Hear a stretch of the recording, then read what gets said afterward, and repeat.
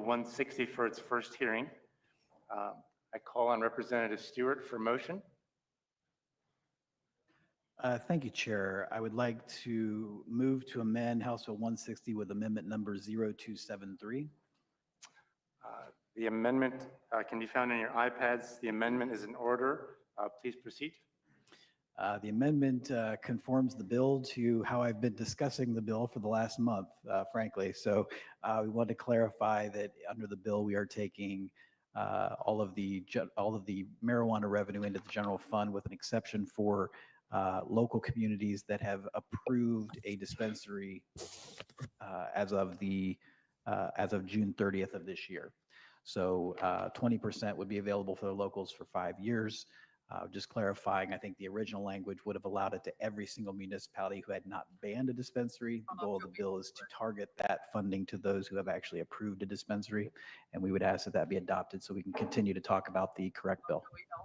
Great. The question is, shall the motion be agreed to? Mr. Chairman? Yes, Representative. I'm not going to object to the amendment going in the bill since it actually makes the problem a little bit better as far as the local governments. But the concept of the underlying portion of the bill that's being amended, we may have issues with later. So I just want to put that on the record. And I'm not taking your assent to the amendment as support for the bill. So. Thank you very much. Therefore, I will. There you go. Okay. Representative Odioso. Thank you, Chair.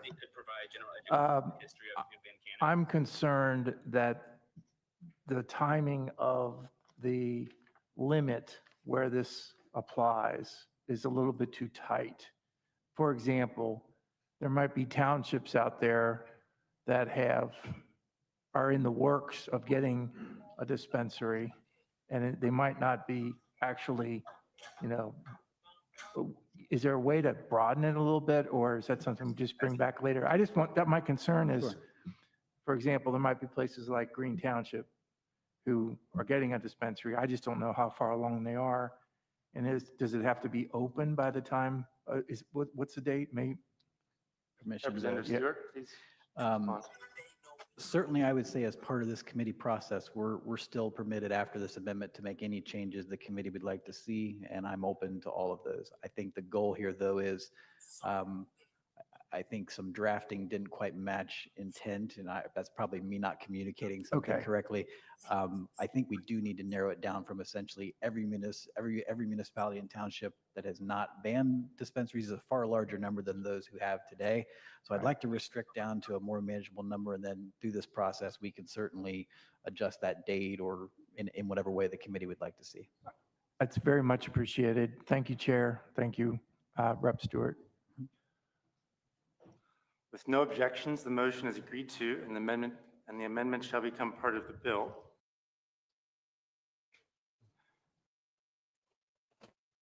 I now recognize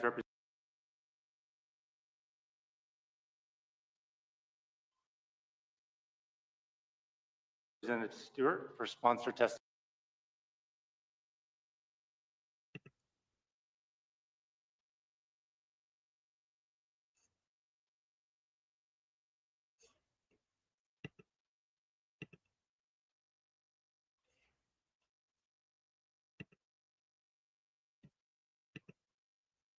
Tony.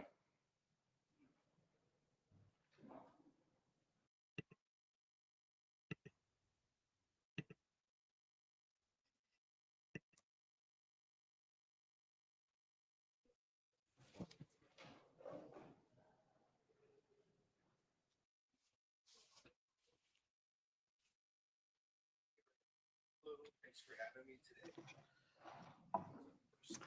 Chairman Thomas, Vice Chair Matthews, Ranking Member Isaacson, thank you for hearing my testimony on House Bill 160, which adds more specific guidelines for the sale of marijuana and similar substances while maintaining the overall will of the voters who voted yes to legalize adult use marijuana in Ohio. I want to acknowledge and thank Senator Steve Huffman, who has been leading this discussion in the Senate. He had Senate Bill 56 and 86, which I believe tackled marijuana and intoxicating hemp separately. I want to thank him for his work and the insight that he has on this topic. House Bill 160, however, merges marijuana and intoxicating hemp to be regulated and sold the same way, through dispensaries, not gas stations, per the will of the people. As I previously said, the bill retains the core provisions of issue 2, including the approved levels of home grow with no reduction in the number of allowable plants of 12 per adult in a household. It also preserves the existing tax rate of 10% so that we can keep adult use marijuana users from resorting to black market products, or worse yet, traveling to Michigan. House Bill 160 also responds to concerns raised by Ohioans since the passage of issue 2 by prohibiting adult use in public spaces, prohibiting the marketing of products to children, and prohibiting the manufacture of products that are in forms that would be appealing to children. The bill also allows Ohio's employers to enact drug-free workplace policies to keep their own workplaces safe.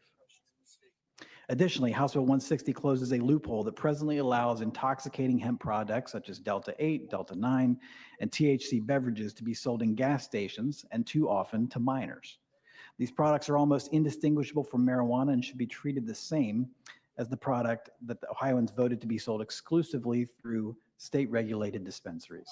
Simply put, if it gets you high, it should be sold through a dispensary. As the sitting Ohio House Finance Chairman, I also want to talk about the tax rate here. House Bill 160 continues to respect political subdivisions which voted to authorize dispensaries and who justified that vote to their constituents based on current law, which would have allowed them to receive a share of tax revenue to cover foreseeable upfront costs of planning for these new businesses. This bill provides that local governments will receive 20% of the revenue from marijuana sales for a period of 5 years, after which time we believe that any hypothetical upfront costs will have already been incurred and paid, and that carve-out could then be rescinded. Also, to help preserve the legislature's power of the purse, House Bill 160 will direct the bulk of the tax revenue from marijuana sales to Ohio's general fund, where it will then remain subject to Ohio's elected leaders' determinations of where those funds should be spent in each biennial budget.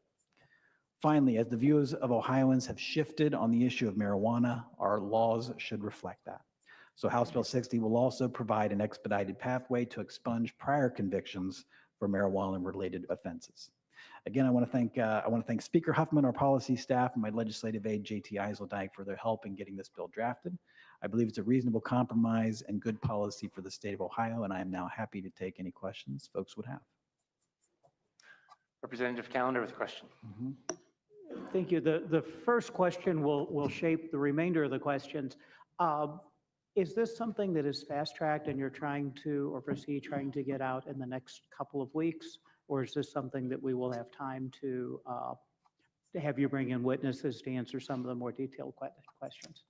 I think this is something we would like to have passed by June, but not within the next couple of weeks. Okay, so not before spring break then? No, not before spring break. It's certainly our expectation that we would have the normal opportunity for opponents and proponents to come in and potentially an IP meeting after the spring break. Okay. All Thank you very much. First question is an actual question. In reading through the draft, there's a lot of combining of things and combining both the recreational and medical use license. And it says that the department, whether it's the DCC or the new entity or whatever, is required to issue license that do both for several different places, including retail and growing, that the growers, processors, and license holders are required to offer both medical and adult use. And I'm trying to get through, I understand the way it's written, that it makes the agency issue licenses that are dual use licenses only. So there won't be a recreational only license or a medical only license. But if the person who obtains that license wishes to only participate in one of those programs, they only want to be a medical, a recreational distributor or a medical distributor, does the word require in there require them to actually have both types of products and serve both types of customers, or would they be allowed at their discretion? Their license would be required to allow both, but they would be allowed to choose as the license holder which of the two that they would, or both, And I was just unclear in reading the draft of which that is. Sure. So through the chair to the representative, my belief and intention would be that if you're talking about like a dispensary license holder, my personal view would be if somebody wants to only serve the medical community or only serve the recreational community, I think that would be okay. But candidly, I might have to dig into that a little deeper with you. Follow up? Yes, thank you. I agree, we need more discussion. I'm not sure which is the best answer, but I think we need clarity as to what that is. The other question I have is on the taxation. Actually, I've got a lot of questions, but since we're going to have more hearings, we'll save those for later. A lot of communities, I have two in my area that decided they don't want these products sold in their area. Glory be, they both now have hundreds of the high dosage hemp dealers right across from City Hall, so it's kind of poetic. But those that chose not to ban them and encouraged them and fostered them to develop were doing it based on the law at 36% of the 10%, and reducing it to 10 seems that some of those municipalities, townships. 20, it'll be at 20. Is it 20 in your bill? Yeah. But was it 36 in issue Correct. 2? And when they fostered these folks coming in and open businesses, they were under the impression, since it was the law, that 36% of that revenue is what they were going to get. What was the rationale behind changing that particular provision? And have you had trustees or city councilmen come in and express concerns over that reduction in their revenue? Through the chair to the representative, the concerns that were raised to me were in response to, I believe, the executive's proposal would have reduced their rate to 0. I believe the Senate's passed bills also to reduce their rates to 0.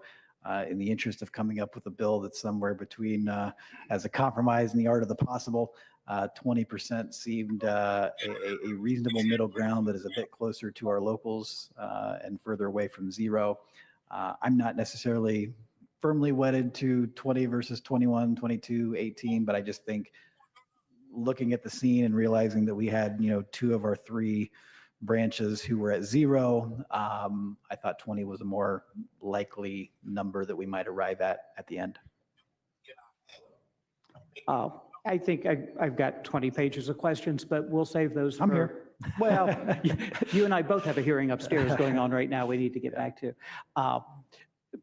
But I do want to thank you for doing this. Of the proposals that have been out there, other than one maybe I drafted 2 years ago, this is the closest to what the voters voted on, and I think it's a platform that we can potentially work with. So I want to thank you for taking the time and effort to do that, and for your offer both privately and publicly now to work together to try to get this to a place where it actually is a good bill. So thank you for doing that, and thank you for working in good faith on this. I look forward to working with you over coming weeks to see what we can come up with. Chairman and Representative, thank you for that, and I may use that as a pull quote for this bill if it not too bad, not a bad place to start. Great. Ranking Member Isaacson. Question. Thank you, Chair, and thanks, Representative, for bringing this forward and for your testimony. I know you've got some other things going on at the moment.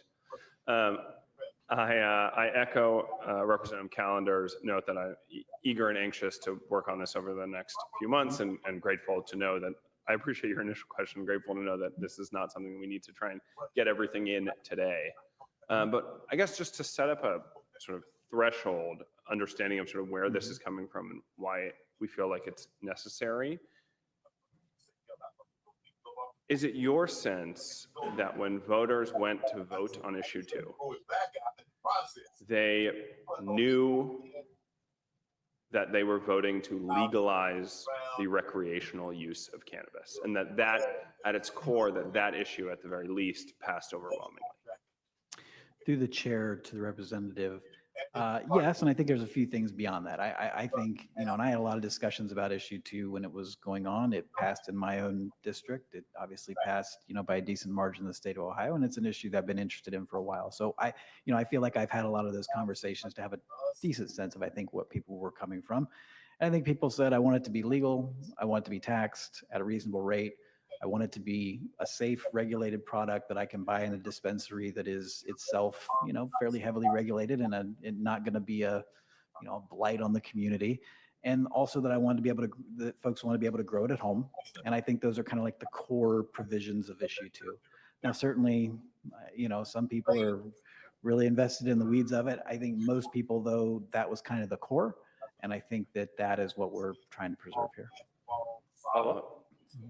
I agree that those are a lot of the core issues. I guess I'll have one more follow-up probably after this, but my first question following that is, what about the process felt flawed enough to you that what the voters on issue 2 went to the ballot to vote on those core issues, we are better equipped to handle? What has happened in the interim that should give the legislature the impression that we need to fix what the voters voted on 2 years ago on those core issues? So through the chair to the representative, I think first of all, I would say, I think we do need to be candid in both directions, that there is a bit of a bargain when you do an initiated statute, right? There is a trade-off that if you want to lock it away and the legislature never gets to touch it again, we have a constitutional amendment process. Folks elected not to go that route. It's easier to get an initiated statute on the ballot, easier to pass. The trade-off is it is in the Ohio Revised Code. And so while I greatly respect and am trying to preserve as much of that as I can, I think we do need to just acknowledge that it's the Ohio Revised Code. And I think any idea that we were just never going to legislate in the area of marijuana after this is just probably unlikely. That being said, I don't think it's necessary. I think we've had Ohioans who have said, I think there should be legal marijuana. I think if you want to use that on your property, that's okay.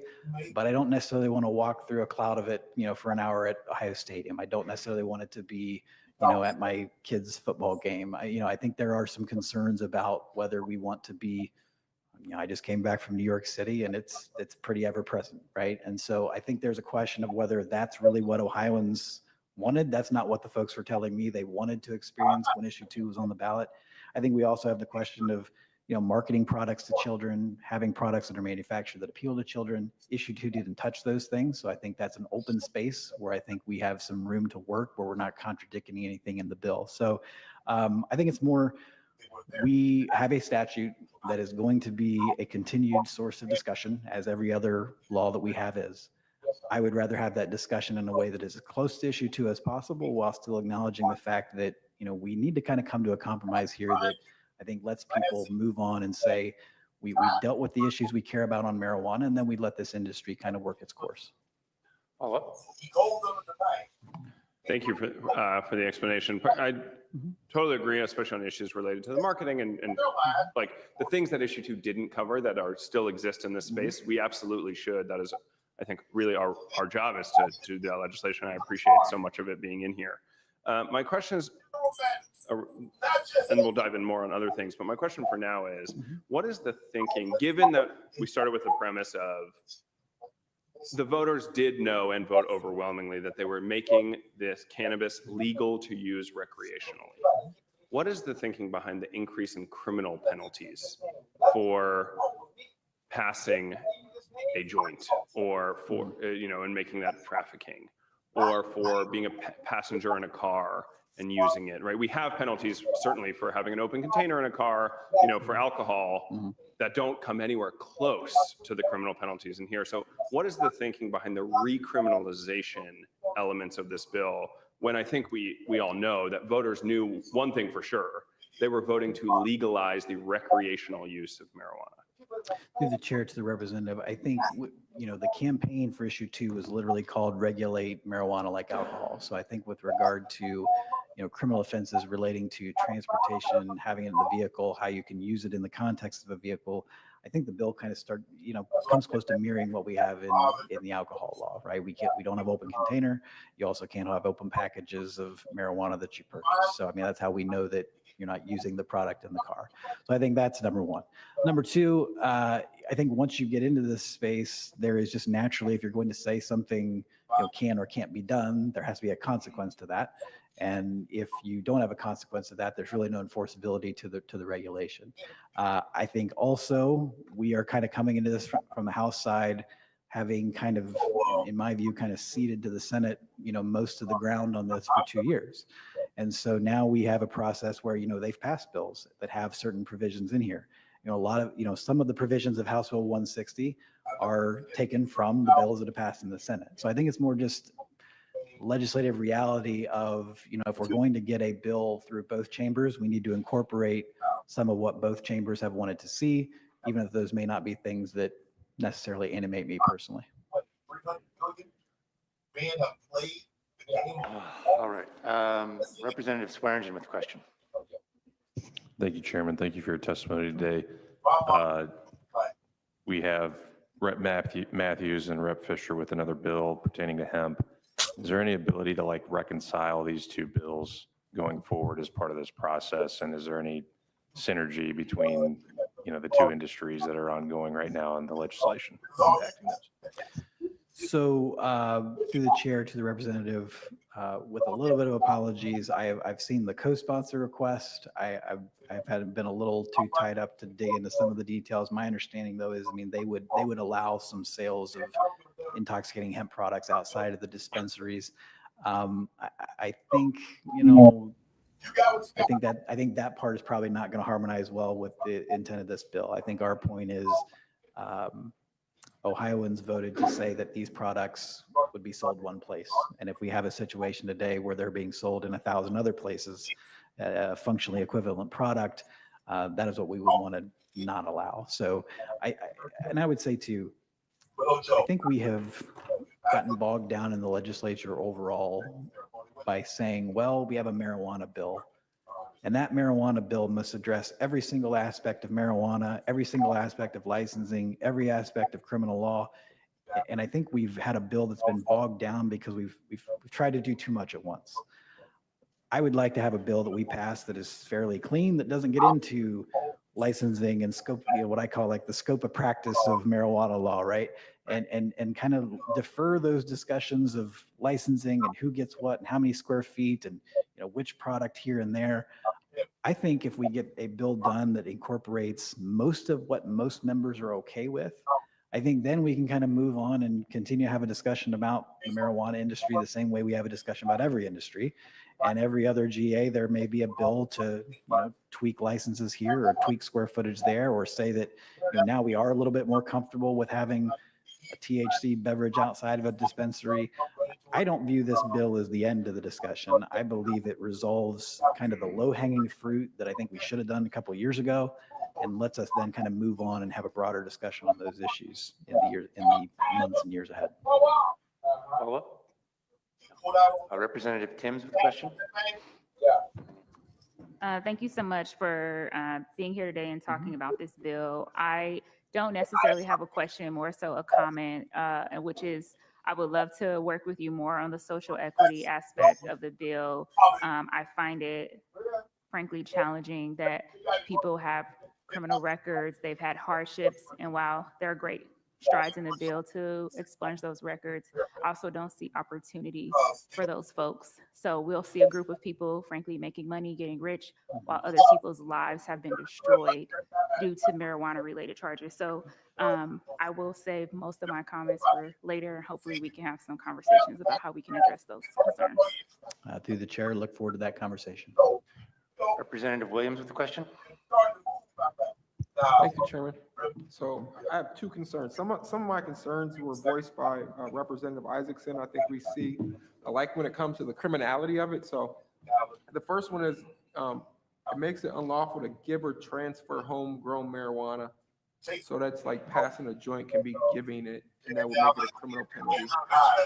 But one of the more interesting parts is noted in in the analysis, and I just found the section of the bill where it prohibits possession or use of marijuana that's not acquired or not home grow.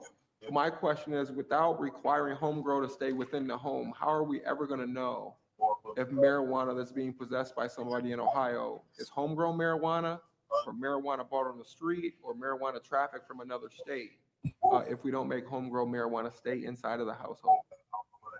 That's my first question. Through the chair to the rep, I guess I'm trying to make sure I'm tracking that those two concerns not conflict, right? Because I mean, the first part is saying, I think the reason we would say it's unlawful to share homegrown marijuana is because we have kind of, I think even issue 2 would say we have home grow, which is for yourself. And then we're going to have an industry that kind of relies on not having home grow just be essentially a backdoor way around the regulations and a backdoor way around the dispensary. So I do think we have to kind of have some guardrails on, if you're growing at home, it's largely for you. If you are not growing at home, you go to the dispensary. Certainly, if there's a reasonable tweak we can make to say that, sharing homegrown marijuana within your house or within your family, or, I don't think that, at least my goal is not to, get a kind of ticky-tack violations of, you shared a joint with someone. But if we're going to have a regime that says you have home grow and you have a dispensary, and in some ways never the twain shall meet, then there has to be a consequence for violating that statute. Thank you, Chair. So I agree. I think your intent is like that permanent transfer. You don't want somebody growing marijuana in their home and then permanently transferring it to another person. I think that's kind of the intent, compared to just like sharing a joint. Right. Well, what I'm asking about the criminality is, how are we going to know if marijuana is grown at home or purchased on the street? If they look identical, they're in the same type of baggies, right? We don't have to have it in its original packaging from the dispensary. How do we know? How are we going to be able to cut down on the black market of marijuana, specifically those that's laced with fentanyl, if the home grow doesn't have to stay inside of the home? Because then if we made it where the home grow had to stay inside of the home, any marijuana that wasn't in the packaging from dispensaries could be considered contraband on the street. Otherwise, we're not going to be able to get rid of the black market. And so that was one of my concerns. And the other concern was with the transportation portion of it. I kind of get the intent behind it, but I think it's just opened the door up to criminalizing possession again of what could be home grow or what could be street marijuana in an individual's pocket in the car. Unlike a beer can or a liquor bottle, which is very hard to conceal in one's pocket, a small amount of marijuana in theory can be in someone's pocket, and according to the bill, if you're riding in a car, it makes it a crime. So those are two of the concerns I just kind of wanted to note for you, and hope that we could work towards a resolution on those two. Through the chair to the representative, I have those concerns noted in my notes as well, and happy to work with you on them. Follow-up? One last follow-up, one last concern. So when I read through the expungement provision, it said that the court shall expunge. Essentially, if there was a conviction, it said you will note an objection from the prosecutor and you will consider it. But then the lower section below it, F, said the court shall expunge. And, I have some bills that have to do with automatic slaying as well. And, it's been brought to my attention that we have this juvenile case of Bloom out of the Ohio Supreme Court where they said, whenever you give that shall to the judge, it's going to violate the Constitution because you're not giving the judge any discretion in order to decide whether to expunge it or not. So maybe if we could address that to make sure we're not going to run afoul of the constitutional provisions. Through the chair to the representative, I agree. I mean, I think my goal in this would be to have the quickest, easiest, most affordable expungement process that we could legally have. I've talked to the Attorney General's office. My understanding is to sort of go on to do this from the top down would be a pretty enormous administrative lift, and would potentially be involving folks who are deceased or not in Ohio, or may have been convicted of other crimes. So I do think that having leaving the onus on the person to provide for their own expungement is probably the way we need to go. But anything we can do to make that process quicker and easier and more affordable, I am in support of. Follow-up? Very quickly, one of the ones that we've been discussing is just creating a rebuttable presumption that the court grants it. that's a pretty high standard for the court or the prosecutor to overcome, instead of simply saying shall, which may run us afoul of the Bloom decision. Thank you. Representative Mohammed with a question. Thank you very much, Mr. Chairman. Thank you very much, Representative. I did want to pick up right where Rep. Williams left off with expungements. And so let me give you a brief background. Last GA, Rep. Isaacson and I spent quite a lot of time working on a possibility very similar to yours, but with a slight difference, actually a major difference, I would say. And that is with who sort of initiates the process. And that's one thing that you and I may disagree, but I'm hoping we can talk more about this down the line too. We had met with clerk of courts, we met with different parties. A lot of them were open to the idea that it should be sort of a streamlined or faster process where the clerk of courts would start the process of locating convictions within their system. And we came up with a 25-year look back period, which was very reasonable because I know a lot of the clerk of courts don't have records that go back that long. So would you be open to the idea to reconsider a possibility where it would be an automatic process where courts and clerk of courts would notify the parties of their expungement opportunity? At least if you're not open to the idea to make it automatic, would you be open to the idea that folks should be notified that they do have a conviction and that they have a process in play to be able to apply for that? Thank you. Through the chair to the representative, my general answer is I'm open to anything it takes to get the bill passed. That being said, I would have some hesitancy to say that we are going to kind of send our public employees on a mission to find candidates for expungement when the candidates for expungement are not willing to kind of come forward themselves. And I guess my question, it's a question in my own mind, I'm not necessarily putting it to you, is, if somebody is not seeking the expungement, I guess it's kind of begged the question to me, what are we investing the effort for? I think most people who would be benefited from this hopefully remember that they had the conviction, and if not, maybe that's a separate issue. But I'm a little concerned about, these offices are busy, they have a lot to do, to kind of just say, go through the records and find everybody that got convicted of marijuana. I think we would kind of run into the same concerns that the AG has raised of, we're spending a lot of effort on a population that may not even be eligible. Follow up. So, Representative, I can understand your perspective, but obviously, given that issue 2 passed, I think a lot of people do have a concern with records, and a lot of people may not be aware that they do have a conviction. A lot of them may not be aware the impact it's having on employment opportunities. So that's something that we can revisit. But just briefly changing topics, I did want to briefly talk about what they call processors only. I had met with a couple of processors, and the concern that they had told me was that given the passage of issue 2, it gave, I guess, larger entities that are outside the state to be able to come in and have what's called vertical integration, where they have the authority to do cultivation, processing, and dispensary. So a lot of these companies that are Ohio-based, who were existing prior to issue 2 passing, the issue they're having is they're not able to compete at the same level because they're designated as processors only, and they would have to go through a process to apply to be a dispensary or cultivate. So one of the things they had asked me, I guess, and something that I'm asking you now is, would you be open to a provision or something that protects Ohio companies that have existed prior to issue 2 to make sure that they have the right and authority to be able to get some of these licenses so they're vertically integrated?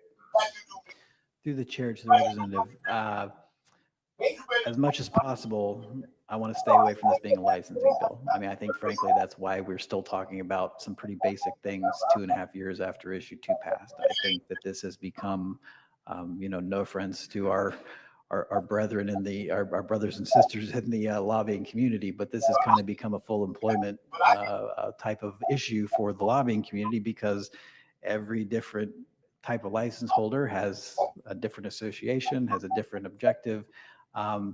If we can get something done that does not bog down this bill, then my ears are certainly open. But I think the objective here, and why there's not licensing provisions here, is I think that's bogged down prior bills. I think we have let sort of intramural fights about how many square footage people can have and what type of license they can have, and for every independent processor. You have another group that says, well, no, here's why we're the aggrieved party. It's become like a scope of practice bill. And I think that those are hard to pass in the medical space, and I think they're hard to pass here in the marijuana space. So what my preference would be to keep this bill fairly clean from all those things, but then to, potentially immediately with, Representative Callender or you or anybody else, to then have a bill that takes a look at these licensing questions, these competition questions. But I don't think that these kind of basic protections for kids, these basic, closing a basic loophole that relates to intoxicating hemp, I don't think those good public policy things should be held hostage by the kind of intramural squabbling about licenses. Follow up, Representative? Representative Sennenberg, question. Yes, thank you, Chairman. Representative, thanks for bringing this forward. I know you're trying to thread the needle here between what was passed by the voters, what the Senate's already done so far, and then you add in the intoxicating hemp issue, and so we're trying to solve several things here at once, and I appreciate you bringing this forward.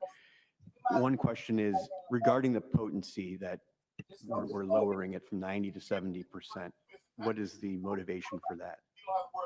So the motivation is trying to get a bill that can pass. And I think, frankly, this was not necessarily, the biggest animating issue to me. But I think you have the other chamber that has already had I think went to 70% with the option for the director to raise it. There are concerns in, our caucus about the potency level. And so I think this was designed to account for that concern on the front end rather than sort of just kind of plow ahead, not respecting the fact that we know that's an issue, maybe not in your caucus, but I think it is in mine. And so looking at how we count votes and get to a place where a bill can pass, we wanted to start out kind of acknowledging that there is that concern in the caucus. Follow up? Thank you. Yes, follow up. So the 10% tax obviously stays the same. Mm-hmm. How we divide that money up is drastically different under your proposal, under this bill, than what the voters passed with issue 2. You had said earlier in a response to Representative Callender's question, you're open to maybe some negotiation there on how we divide that. As far as the municipalities that host these entities getting 20%, and then obviously we have the social equity and jobs part, as well as the local addiction and mental health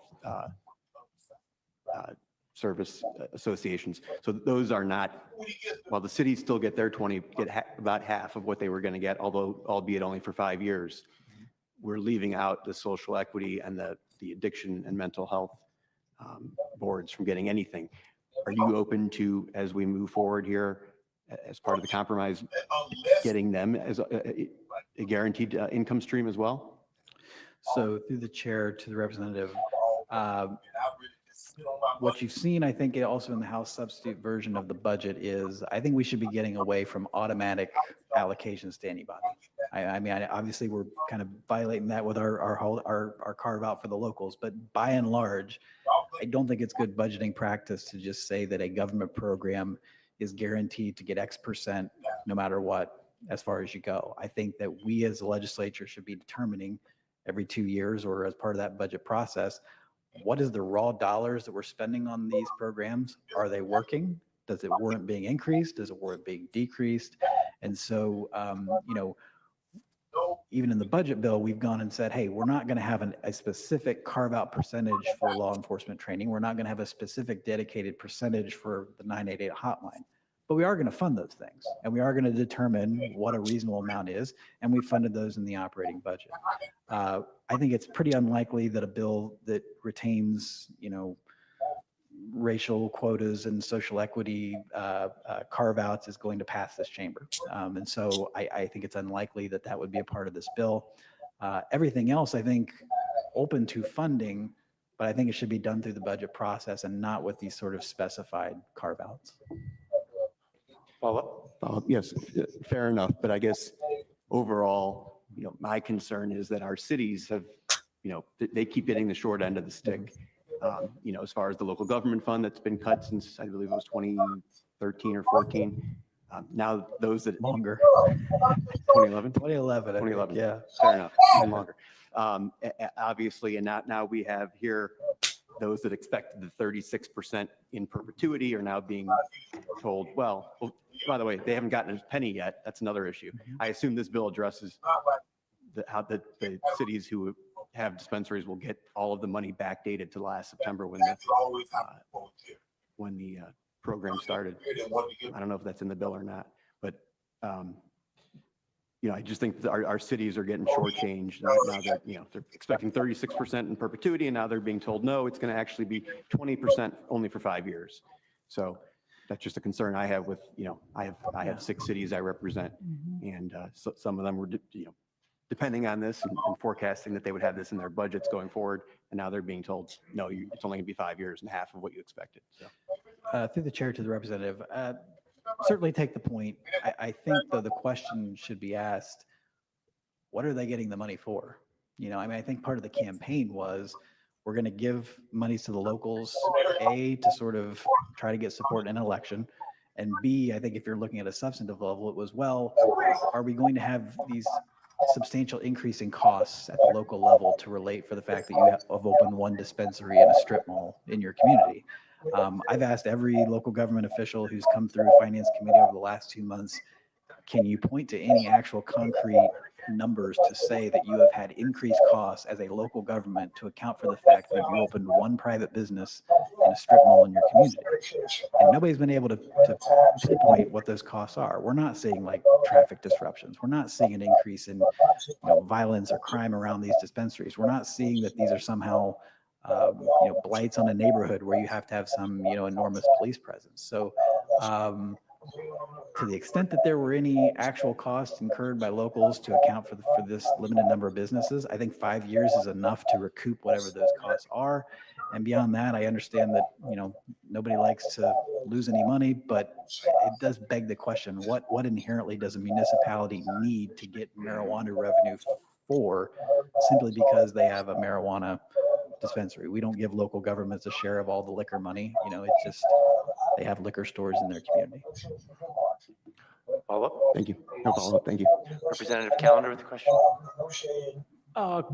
Question or maybe a different perception. In response to an earlier question, you said that the last couple of years we've kind of ceded to the Senate on this. And I think what we did was we were serving as a referee between the Senate and the people, and we sided with the people being the people's house. So I just want to make sure we keep that perspective. And I think you can tell from the professionalism and the detail of the questions that this committee will be very serious and studious in approaching the issue. But there is a lot of deference to the will of the people in this chamber. I think for the most part takes a lot of pride in that deference to the will of the people. Any further questions for the witness? Seeing none, thank you for your testimony. Thank you. If I outperform the contract or new contract, you say, whoa, you won the contract. If I underperform the contract that I This signed. concludes the first hearing for House Bill 160. I'd now like to call up House Bill 5 for its third hearing. Money. This is what you should be. Instead of petty privileges, instead of worrying about two-a-days, and worry about how many patent practices you have through the course of the year. These are the things that true leadership in NFLPA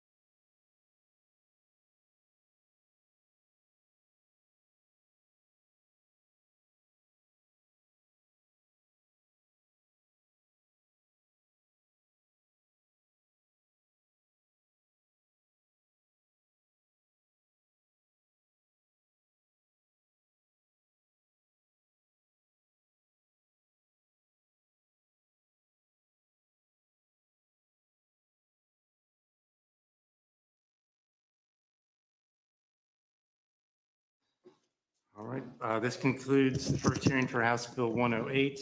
I'd now like to call up Senate Bill 56 for its first hearing. Here to provide sponsored testimony, Senator Huffman. When you're ready, All right. please proceed. Welcome. Thank you.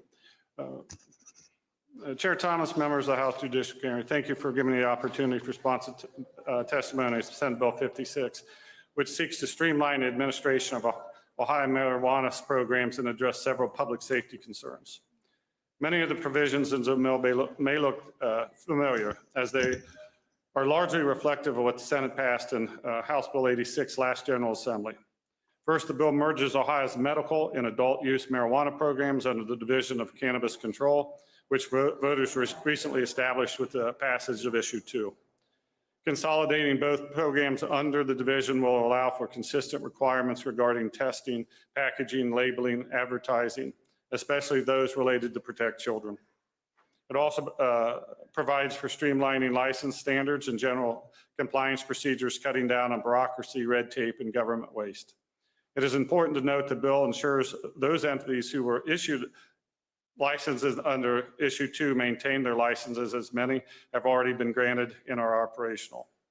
The bill also addresses several public safety concerns, such as banning public smoking, prohibiting driving while the driver or any passenger is using marijuana, or ensuring homegrown marijuana is not grown at residents that operated in-home daycare program.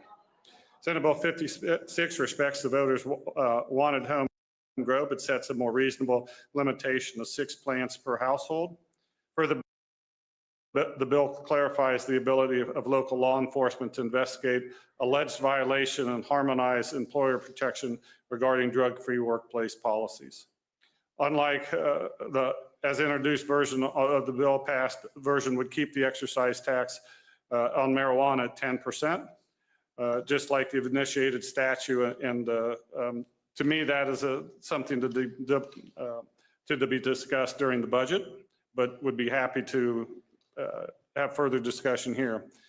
Senate Bill 56 also requires the same expungement language in 86. Ohioans who had previously been convicted of a minor marijuana possession that is now legal under Issue 2, Senate Bill 56, may have the conviction expunged upon application to the court. Funding is not currently included in that, as the Senate intends to consider revenue in the budget. In short, the bill is about government efficiency, consumer safety, and maintaining access to voter approval, adult use marijuana. I think this bill, and looking at Representative Stewart's bill, I think it has this kind of the same thing. The theme on it is to be reasonable, protecting children, and to clean some things up in the medical, recreational, and try to harmonize things to make it a better system. So I'm happy to answer any questions. Great. Thanks for your testimony. Representative Calendar with a question. Oh, sure. Thank you. How'd you know I had a question? I didn't even raise my hand yet. Good to see you, Senator, and you and I have had a few hours of discussions on this over the years, so I won't belabor a lot of points. Sure. Just, I appreciate the time you've spent in learning this and drafting, and the dozens, if not hundreds of hours that we spent together last session. There are 2 specific things I want to ask about in this. The first one is on the tax side, the change of the distribution of funds, specifically the local government. I know a lot of our townships and municipalities have been calling. What are your thoughts on that? Is that a key thing in the bill for you, or? Chairman, the representative, for myself, it's something that we need to get right. Initially, it was all going to the General Revenue Fund, and the Senate was going to discuss it. The sub-bill put it back as Issue 2 passed it. I do think at some point in the budget or in this bill, we need to address that. And I know that there's other, 5 years at 20%. Should it be 36? One thing after I introduced it, it was going to the General Revenue Fund. Myself and many people in General Assembly have heard from the locals that this would be unfair because they agreed to have the dispensary because they agreed they feel there was going to be some negative, but the money was going to help them to build a park or do other things. So it is further discussion. I don't really have a decision, but we need to honor that, and for how much and how long is to be determined, in this bill by this committee and the Senate here or in the budget. Follow up. Thank you. The second of my three topics is the number of licenses to be issued and the different sizes. It looked to me in reading the way it came out of the Senate that this eliminates the voter approved level 3s and some of the new distribution sites as well, and limits it to a number not a whole lot greater than what's already been issued. And I think I have a couple of concerns there I'd like you to address. And one of the big ones is for the consumer, the pricing. Obviously, supply and demand works in this as in any industry. Mhm. And if you limit the supply by not issuing the voter approved licenses, extensions, dealing with some of our processors now that this will take away the potential for them to get a supply by having a small grow site, the level 3s or something similar. Do you have some concerns about that economically, that will continue to have folks drive up to Michigan or New York because of the price differential? Chairman, to the representative, absolutely. Not in this bill, but I believe in several years, next General Assembly, the one after that, I think we should totally deregulate marijuana in the state of Ohio, in the sense that we should not if we're capitalists, we should let other people have more grow space if they can do it under the current regulations with the number of cameras, the number of security and all that stuff, which would drive down the price. So I don't believe that we're going to tackle that in this General Assembly, but I believe in the future, once the return on equity to the large price and the risk that the current cultivators and others people in the process, because if you can grow it better, then good for you, and that's what we should buy. Or if you can have a better dispensary, that should, we don't limit the number of grocery stores or the number of Krogers or anything like that. Certainly not the number of gas stations in the state of Ohio after the last several years. So would certainly look at that. But directly to your question, I know we eliminated the level. What would be new would be the level 3, which is a very small growth. And the thought process there was it would be very difficult for a 3,000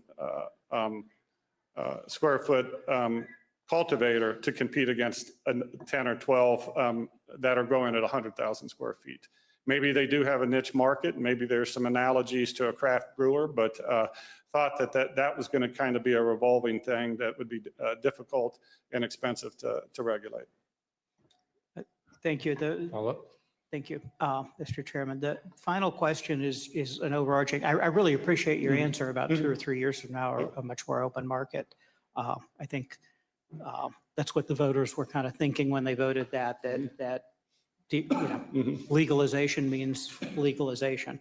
Are you okay working, and I assume you are working with Representative Stewart and having the House bill or choosing one of the bills as a vehicle and working with the other chamber to get something that's mutually agreeable?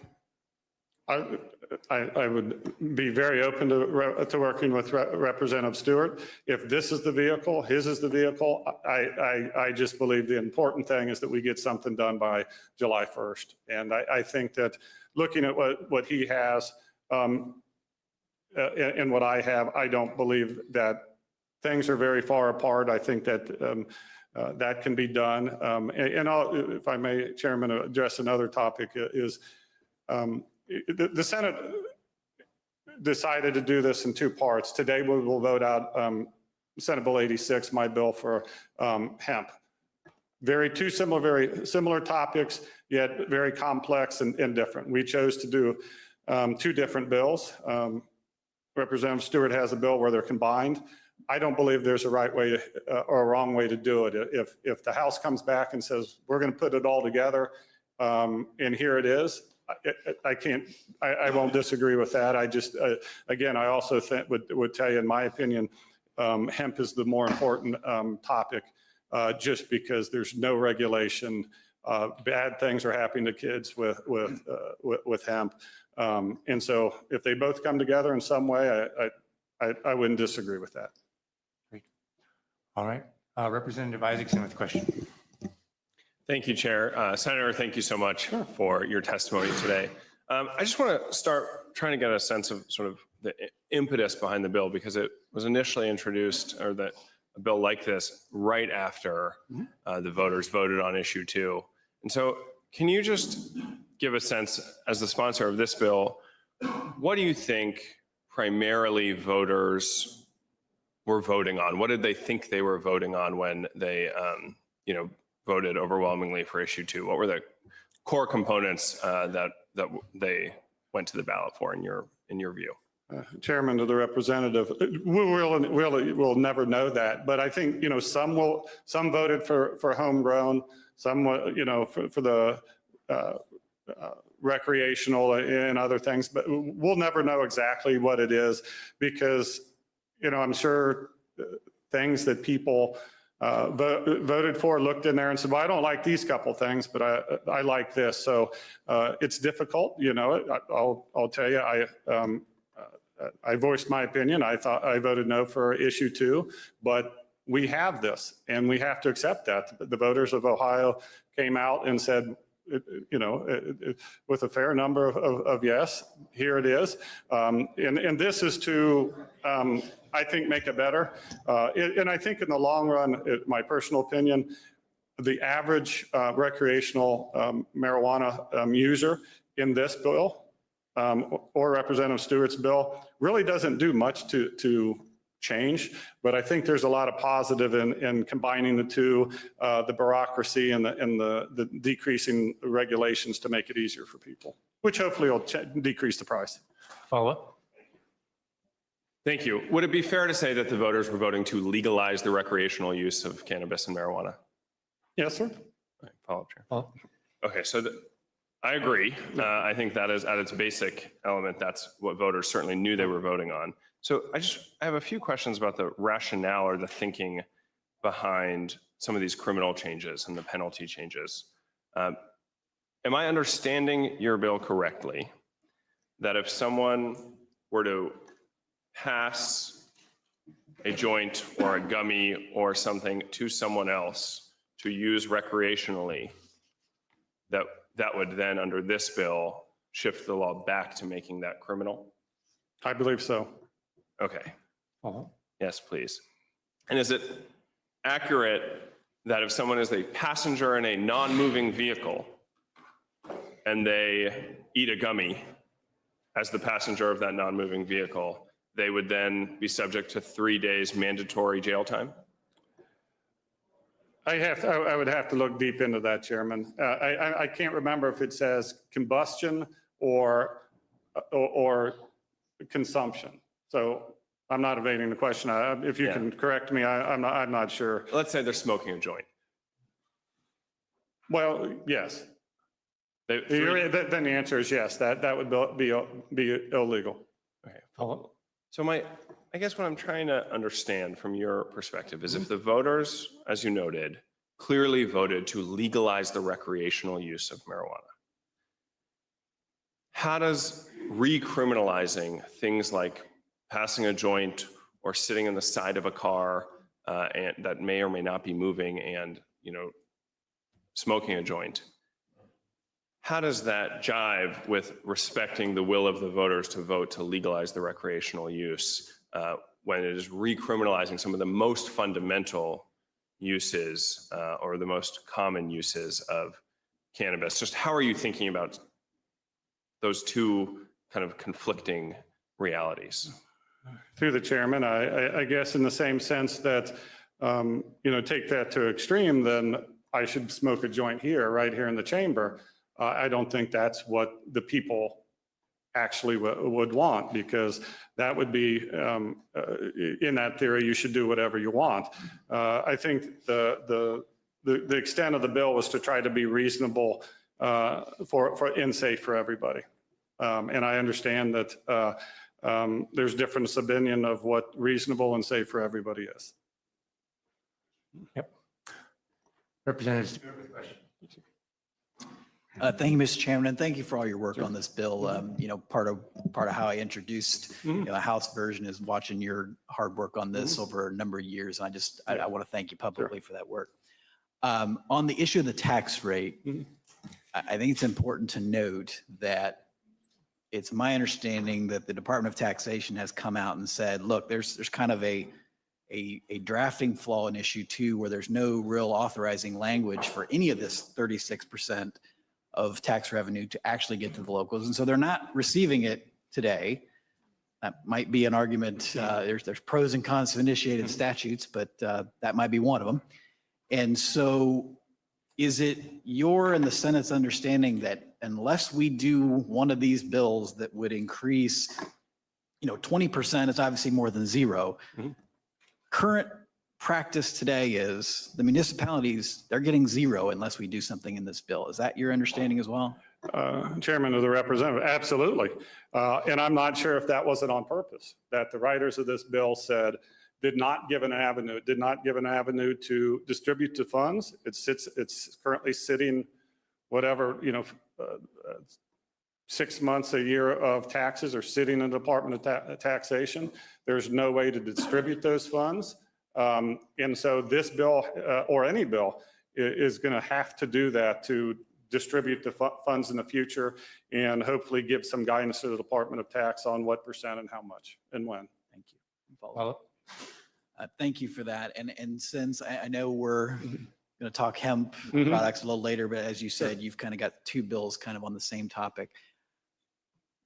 I wasn't here in 2018, but I've gone back and talked to folks who were. I've looked at some of that debate.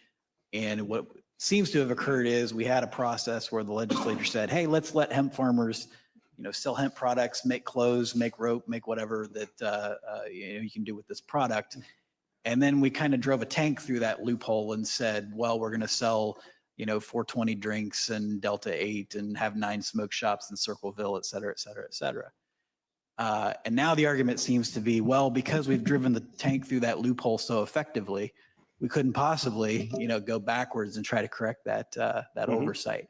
What is your I know you've said that you want to tackle both, but in your view, what is the rationale for saying that a intoxicating hemp product should have to go through a dispensary?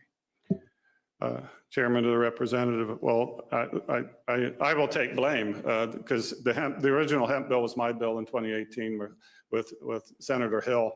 And we never talked about any of this CBD and hemp and everything. We talked about industrial hemp to make car parts and clothing and different things like that. And so the discussion, we knew that the CBD oils that people were using for arthritis and stuff were products that were made out of hemp.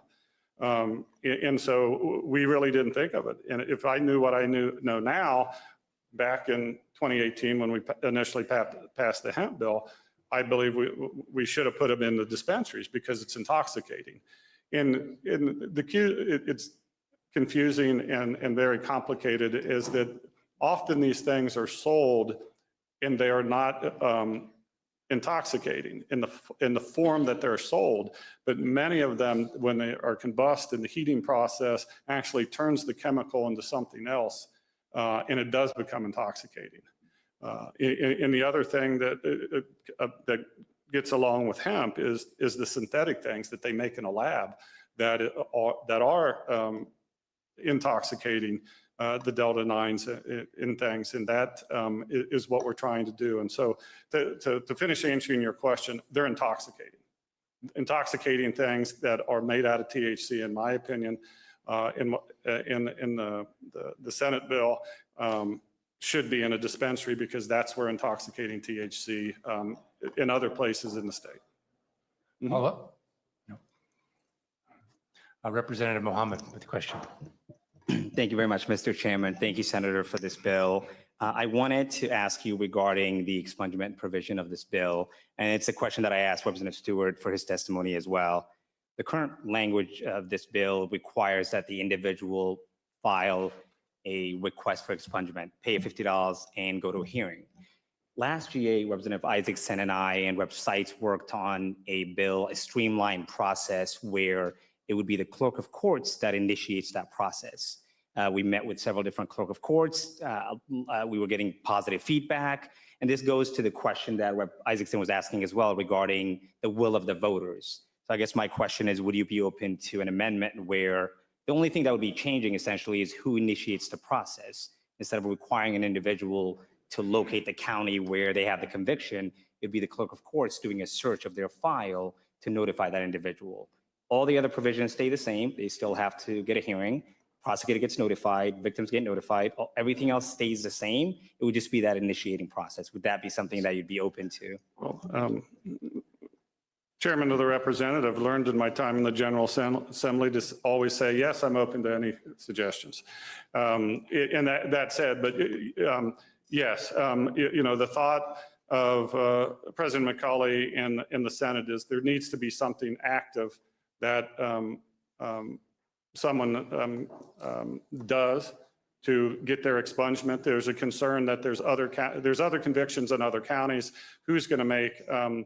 I think it's simple. If a person has one conviction for a minor marijuana, but do they have other offenses? Do they have, how do we delineate those to the one person or the other person that's convicted 5 times, or they have a higher percent? But certainly would be open to see what we can do because there's a lot of marijuana convictions that are preventing people from getting housing and jobs and things like that. And part of the bill is to break down those barriers now that it's legal. One follow-up, yeah. Thank you. So you are open to that, and I'll be drafting an amendment to that effect as well. And really the goal is that, as you mentioned, Senator, you did mention that if there are other offenses that are aligned, there's going to be a hearing and that's going to be determined. So of course, the goal is really that notification process, because as you indicated, there are a lot of folks who do have a criminal conviction for marijuana who are unaware, and that's impacting their employment. So thank you very much. Thank you, Chairman. Thank you for the legislation and thank you for coming in front of the committee today. So I have 2 major concerns. I brought this up to Representative Stewart when he introduced this bill.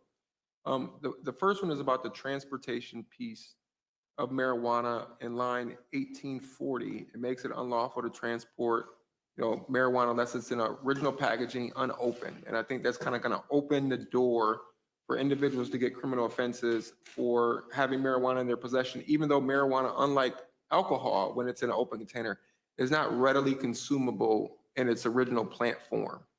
So maybe we could add some language in there that, it can't be in a readily usable form such as edibles or any other format that could be easily used like pre-rolls or anything like that. I think the mere transportation of adult use cannabis shouldn't be prohibited. You shouldn't have to know. You should put it in the trunk or behind the back seat. I think that can be a point of easy criminalization. But one of my concerns with the way it's drafted is I don't see a penalty section for that. In 3796.062, where we list the prohibitions, I don't see a penalty section for it. In the other penalty section where it talks about being charged as a misdemeanor 1, it only points to 3796.062 and not 06 or 06 and not 062. So if I could get a little bit, maybe I'm missing it. Is there a penalty section for .062 in the bill? I don't have it in front of me, but I'll assume that you're right. So maybe we'll go back and look at that. Follow up? Sure. The other concern that I've always had, and that's because I practice in this area, is I like the changes to home grow. But the concern with allowing people to take home-grown marijuana outside of the home is that any marijuana in the state of Ohio now can be classified essentially as home-grown when it's in a person's possession.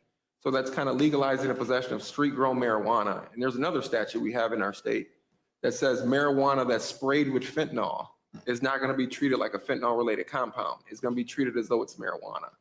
So there can be marijuana on our streets that is intentionally laced with fentanyl to give it a stronger effect on our kids, and there's no way to criminalize it in the way the bill is drafted. So would you consider what I've envisioned is that if you want to grow in your home, fine, you need to consume it in your home. If you want to take it outside your home, you need to have a medical marijuana license in order to have homegrown marijuana on your possession outside of your home. And that'll allow for people to be able to make that choice. Would you be open to a discussion on that so we can make sure that we criminalize, actual black market marijuana in the state of Ohio instead of just kind of giving it permission under this bill? Chairman, to the representative, that's an interesting, complex issue, and certainly would look into that the people to be able to move marijuana is a technical thing. And I go to my practice of medicine. Somebody comes in the emergency room. Everybody tells me they have it's medical marijuana. I'm like, no, I can look on the Ohio automatic reporting system. It's not. And so to be able to transport it and move it around is an important subject not to let people. I'm not sure getting a license is the best way, but as you know, many of the recreational users in the state of Ohio is rather resistant to get any type of license or identify that they actually consume it, but would certainly look at any provision that you would have. Good. All right, Representative Sonnenberg with a question. Yes, thank you, Chairman. Senator, thank you for your bill here. And obviously between the hemp and the cannabis industries, there are changes that need to be made in our state, certainly, as we move forward. So I appreciate your work in this area.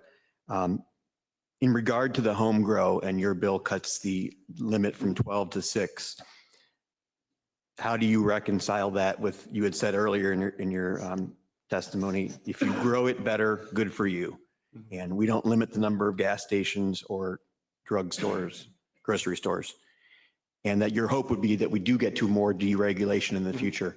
So if that's your hope, why then at this point cut the home grow in half? Chairman of the representative, a lot of things in this bill is also, and there's a lot of discussion about the tax, is to prevent the illicit market. And so, what I've been told by experts or whatever, that one plant, if grown properly a year, will produce 600 joints a year. And so in the initiated ballot system, 6 a person, 3,600 joints a year, that's 10 joints a day. As not being a consumer of marijuana, that just seems an extremely large amount that if you smoke even 4 joints a day, you then have 6 that would be put into the illicit market. So, Representative Stewart's bill has 12, this has 6 per family. But if you look at the ballot initiative, 6 for one person in the house, 6 for the other, but law enforcement could not enforce the law till it's over 23. That bar just seems absurd. So either 6 or 12, somewhere in between, I think is reasonable amount, but it is to prevent the illicit market that people go out and sell, because then you have, at least if you go to the dispensary, it's safe. It doesn't have fentanyl in it, doesn't have pesticide, doesn't have mold, and it makes it safe and cuts down on the illicit market. Follow? Yes, thank you. Understood. Just regarding the revenue sharing and the taxation, the cities that allowed dispensaries did so knowing that they would expect 36% of the 10% in perpetuity, I believe. And they've obviously budgeted and forecasted future city budgets based on that expected income. So do you think, changing it, I would argue that once again, we as the state are being a bad partner to our local governments, our local communities, a trend that really goes back to 2011 when we cut the local government fund in half. So do you think cutting in the middle of the deal here, the deal's already, they're expecting this, their budgets have been forecasted and changed based on the 36%. Do you think we can really look ourselves in the mirror and say we're being a good partner to our local communities by changing this in the middle of the game here? Thank you. Chairman, to the representative, going back to a previous question, What did the voters know? If they didn't, they should have known they were voting to put it in a revised code, knowing that and the local jurisdiction should have known it was being voted, and they had at a point that we could put it at 0 at any moment. That's what the people that voted for it, and that's what the local jurisdiction. So I have no problem with changing it. What percent and how long is up to debate, but I don't think there's a problem with it because it's in the revised code. Everybody knew that when they voted, or they should have, and that's what we're doing. Thank you. Understood. Thank you. Representative Odioso with the question. Thank you, Senator Huffman. Thank you, Chair. I'm most concerned at this moment about what the Senate bill does to the chain of distribution. And let me be precise. How does this bill change the distribution from cultivator to processor to dispensary for the smaller cultivators, for the eliminating tier 3? I saw that. Mm-hmm. Is there, as it exists now, since the law has been passed by the voters, to after this bill, what is going to be the changes from this bill of the chain between cultivator, processor, and dispensary? I'm not really understanding the question you're trying to get to. Well, I'm trying to get at, in particular, the smaller cultivators. Will the smaller cultivators' ability to cultivate and process and get product to the dispensaries be changed by this bill? And what is your understanding of the current chain? Chairman of the representative, I would have to dig deep into it. I don't really think it changes much. There can be an integrated system where the cultivator may own a dispensary, some own a processor up and down the line. Some of them just own one, some own 2. So they should still be able to, but I've also heard that the smaller ones, smaller processors are often is finding difficult to find product to actually process because of the integration going up and down. So I don't think it changes anything that was already set up, but I'd have to look in more detail. Thank you. Yes. Representative Williams with the question. Thank you, Chairman. Just a quick follow-up. It was brought to my attention. Would you be open to also prohibiting the combustion of hemp in public? Otherwise, without officers being able to have a distinguishing characteristic between hemp and marijuana, they're very similar in odor. Officers would lose reasonable articulable suspicion to investigate the criminal conduct of burning marijuana in public. So would you consider adding hemp to the prohibition on combustion in public as well? Chairman, the representative, absolutely. For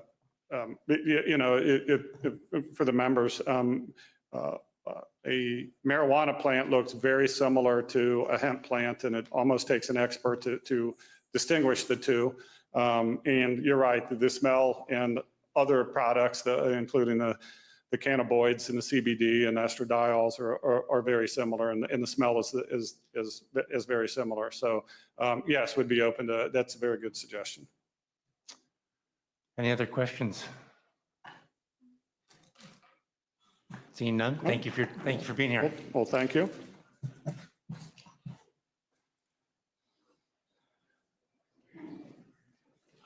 This concludes the first hearing on Senate Bill 56. I'd now like to call up House Bill 160 for its second hearing. Here to provide proponent testimony, first is Rick Carfagna on behalf of the Ohio Chamber of Commerce. Welcome, and when you're ready, please proceed.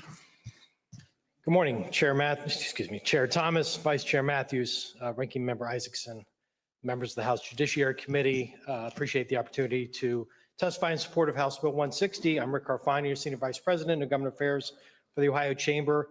We are the state's leading business advocate. We represent over 8,000 companies that do business in Ohio, and our mission is to aggressively champion free enterprise, economic competitiveness, and growth for the benefit of all Ohioans. With the passage of issue 2, the OCC understands that this is new ground for everyone with a statute that is complex and full of nuanced policy measures. Because issue 2 passed through an initiated statute, the General Assembly now has the discretion to make any necessary statutory adjustments governing the use of recreational marijuana in its emerging marketplace. Of all the provisions that are targeted for revision within House Bill 160, we remain focused on 2 main areas of the broadest applicability and highest priority for the statewide business community. Those are employer workplace protections and ensuring private property rights. The provisions that are found here in House Bill 160 also mirror those found in Senate Bill 56, as you just heard from Senator Huffman, that the Ohio Chamber likewise supports. So first, with regards to employer workplace protections, we appreciate sponsor Representative Stewart's inclusion of 2 key chamber requests which strengthen Ohio's employer protection laws to account for recreational marijuana usage. First, House Bill 160 addresses a provision that is already in Ohio's medical marijuana employer protection law, but not included in issue 2. This provision, ORC 3796.28C, which was adopted in the budget during the 134th General Assembly, specifies that employers do not violate any anti-discrimination laws when they're enforcing drug-free workplace policies. Accordingly, the simple deletions of medical now expands this provision to apply to all forms of marijuana, regardless of whether it is medical or recreational. Second, House Bill 160 also now clarifies that any person discharged from employment because of their use of marijuana, not just medical, is discharged for just cause and ineligible for unemployment benefits if the use was in violation of the employer's drug-free or zero-tolerance policies. The Chamber is grateful for these critical changes and for other efforts to strengthen Ohio's employer protection laws, to reinforce employers' abilities to maintain drug-free workplaces, zero-tolerance policies, and the flexibility to conduct employee testing. Next, with regards to ensuring private property rights, the Chamber believes that the issue 2 statute is ambiguous as to what extent private property owners will be able to prohibit people from using, possessing, displaying, or transferring marijuana on their properties apart from existing bans on smoking. The Chamber firmly believes that publicly accessible places such as shopping malls, restaurants and bars, amusement parks, and other large areas under private ownership should be able to limit cannabis use, possession, and transfer beyond the state's existing smoking ban. To address this ambiguity, we believe the best way to achieve this outcome is to outlaw public use, and House Bill 160 largely achieves this by limiting the smoking, combustion, and vaporization of recreational marijuana to private residences. Furthermore, these revisions also align with the Chamber's request to empower rental property owners to ban the use of marijuana products on their properties. So in closing, we understand that creating this new industry that was formerly illegal involves layers of complexity and consequences. It is equally important that we honor the vote of the people and administer this new program in the most socially responsible manner. And we think that the state can do both. We applaud the work and the initiative that has been shown by both Representative Stewart and Senator Huffman to revise the issue 2 statute. The Ohio Chamber of Commerce supports the efforts under both House Bill 160 and Senate Bill 56 to ensure the safe and responsible usage of recreational marijuana. We encourage your affirmative vote on both pieces of legislation. Thank you, Chair. Thank you for your testimony. Are there any questions for the witness? Ranking Member Isaacson. Thank you, Chair, and Mr. Campagna, thank you for being here and for your testimony. I have some questions around the workplace protections that you described.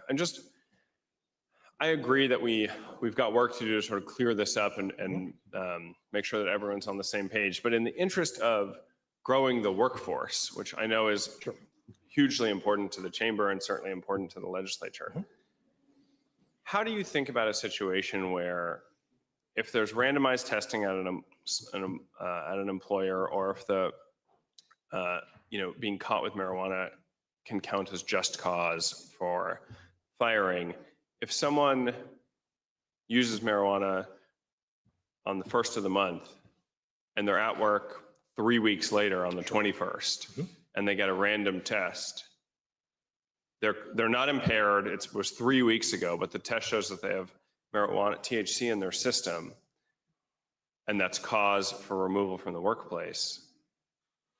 Are you worried both that will hinder workforce because people won't want those jobs in an environment where what they're doing is perfectly legal, So it'll make it harder to hire and harder to retain. Like, how do you square the need for workforce with the fact that the behavior they engaged in on the weekend in their home on the 1st of the month was perfectly legal, with the fact that that is now just cause to be fired?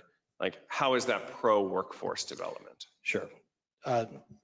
Chair Thomas, Ranking Member Isaacson, couple of points to make. First off, I believe that the workplace is already, employers are largely responding to that already. They understand they need all hands on deck. They have been relaxing a lot of their workplace policies. Many are not even testing anymore. So I think that employers realize we need the workforce.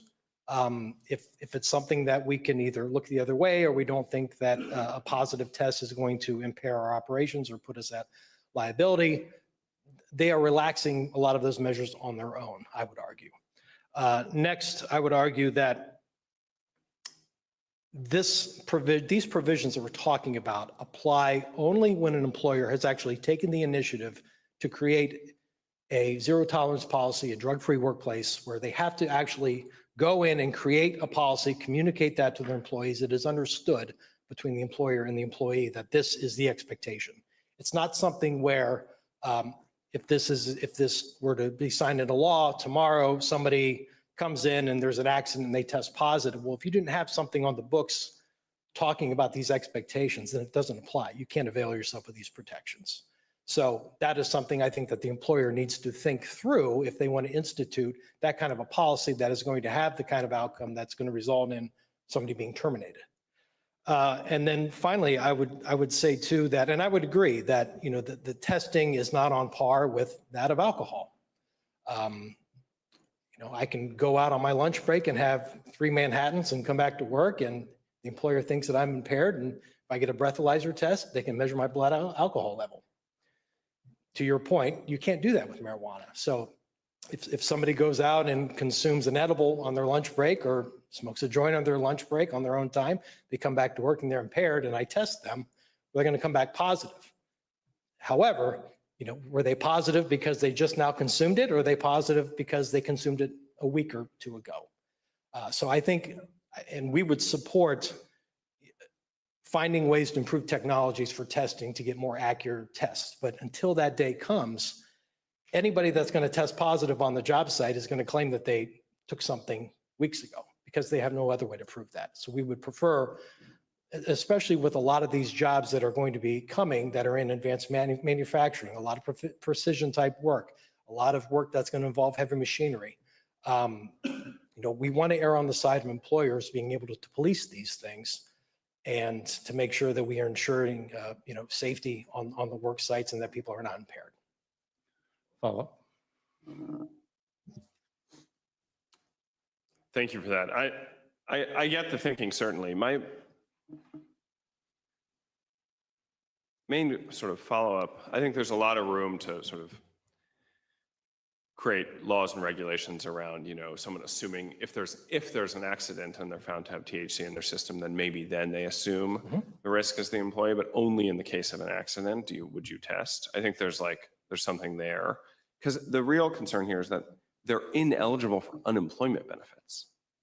So how do you protect against someone who, again, took an edible legally in their home on the weekend, and then 3 weeks later, their employer wants to fire them for whatever reason, knows that they engage in, or takes a bet because of the huge amount of people who engage in this legal activity, does a random drug test, finds that they have THC in their system, that person now doesn't deserve unemployment benefits? Right? So how do we protect against that kind of abuse of the system? Because fundamentally, we do want to make sure that people have basic rights protected, and certainly access to unemployment benefits would be in the category of things we want to just make sure that people, you know, they've earned those, they've worked for those, the state has determined that workers should have them. Why would getting high in your basement 3 weeks prior, why would that be a legitimate reason not to get unemployment benefits? Chair Thomas, Ranking Member Isaacson, Again, if there is a way to create some sort of a separation to account for those instances, I think we'd be willing to work through that. Once again, until the testing improves, I have no way of knowing whether that employee consumed it 3 weeks ago or consumed it 3 minutes ago. I mean, a simple test is going to show that you're either positive or you're not. And, you know, once again, if an employer is looking to cull his workforce of certain individuals, you know, they do that. I mean, once again, I think that we have an economy right now where you can ill afford to leave talent on, you know, push talent away or create a workforce or create a workplace where people are either disincentivized to continue working there or they don't want to come work for you in the first place. Representative Williams with the question. Thank you. Thank you for coming to testify today. So, you know, when I worked for the railroad as a subcontractor and I drove vehicles for a living, I had a back injury and doctors wanted to put me on prescriptions, but my employer said, you know, you can't have opiates in your system while you're at work. That's a legal prescription that if I would have had in my system at the time, and whether I got hurt or drug tested, I would have, and was found to be positive and fired, I would be ineligible for for unemployment.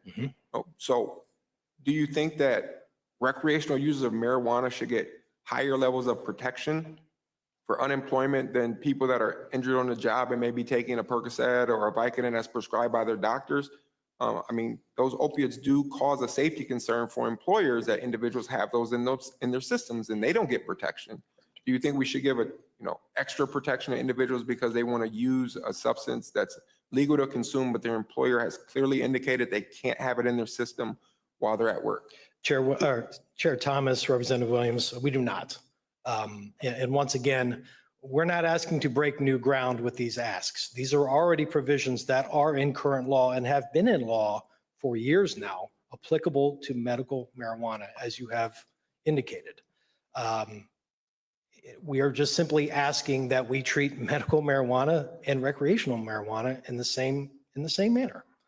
And also with alcohol, as was advertised by issue 2.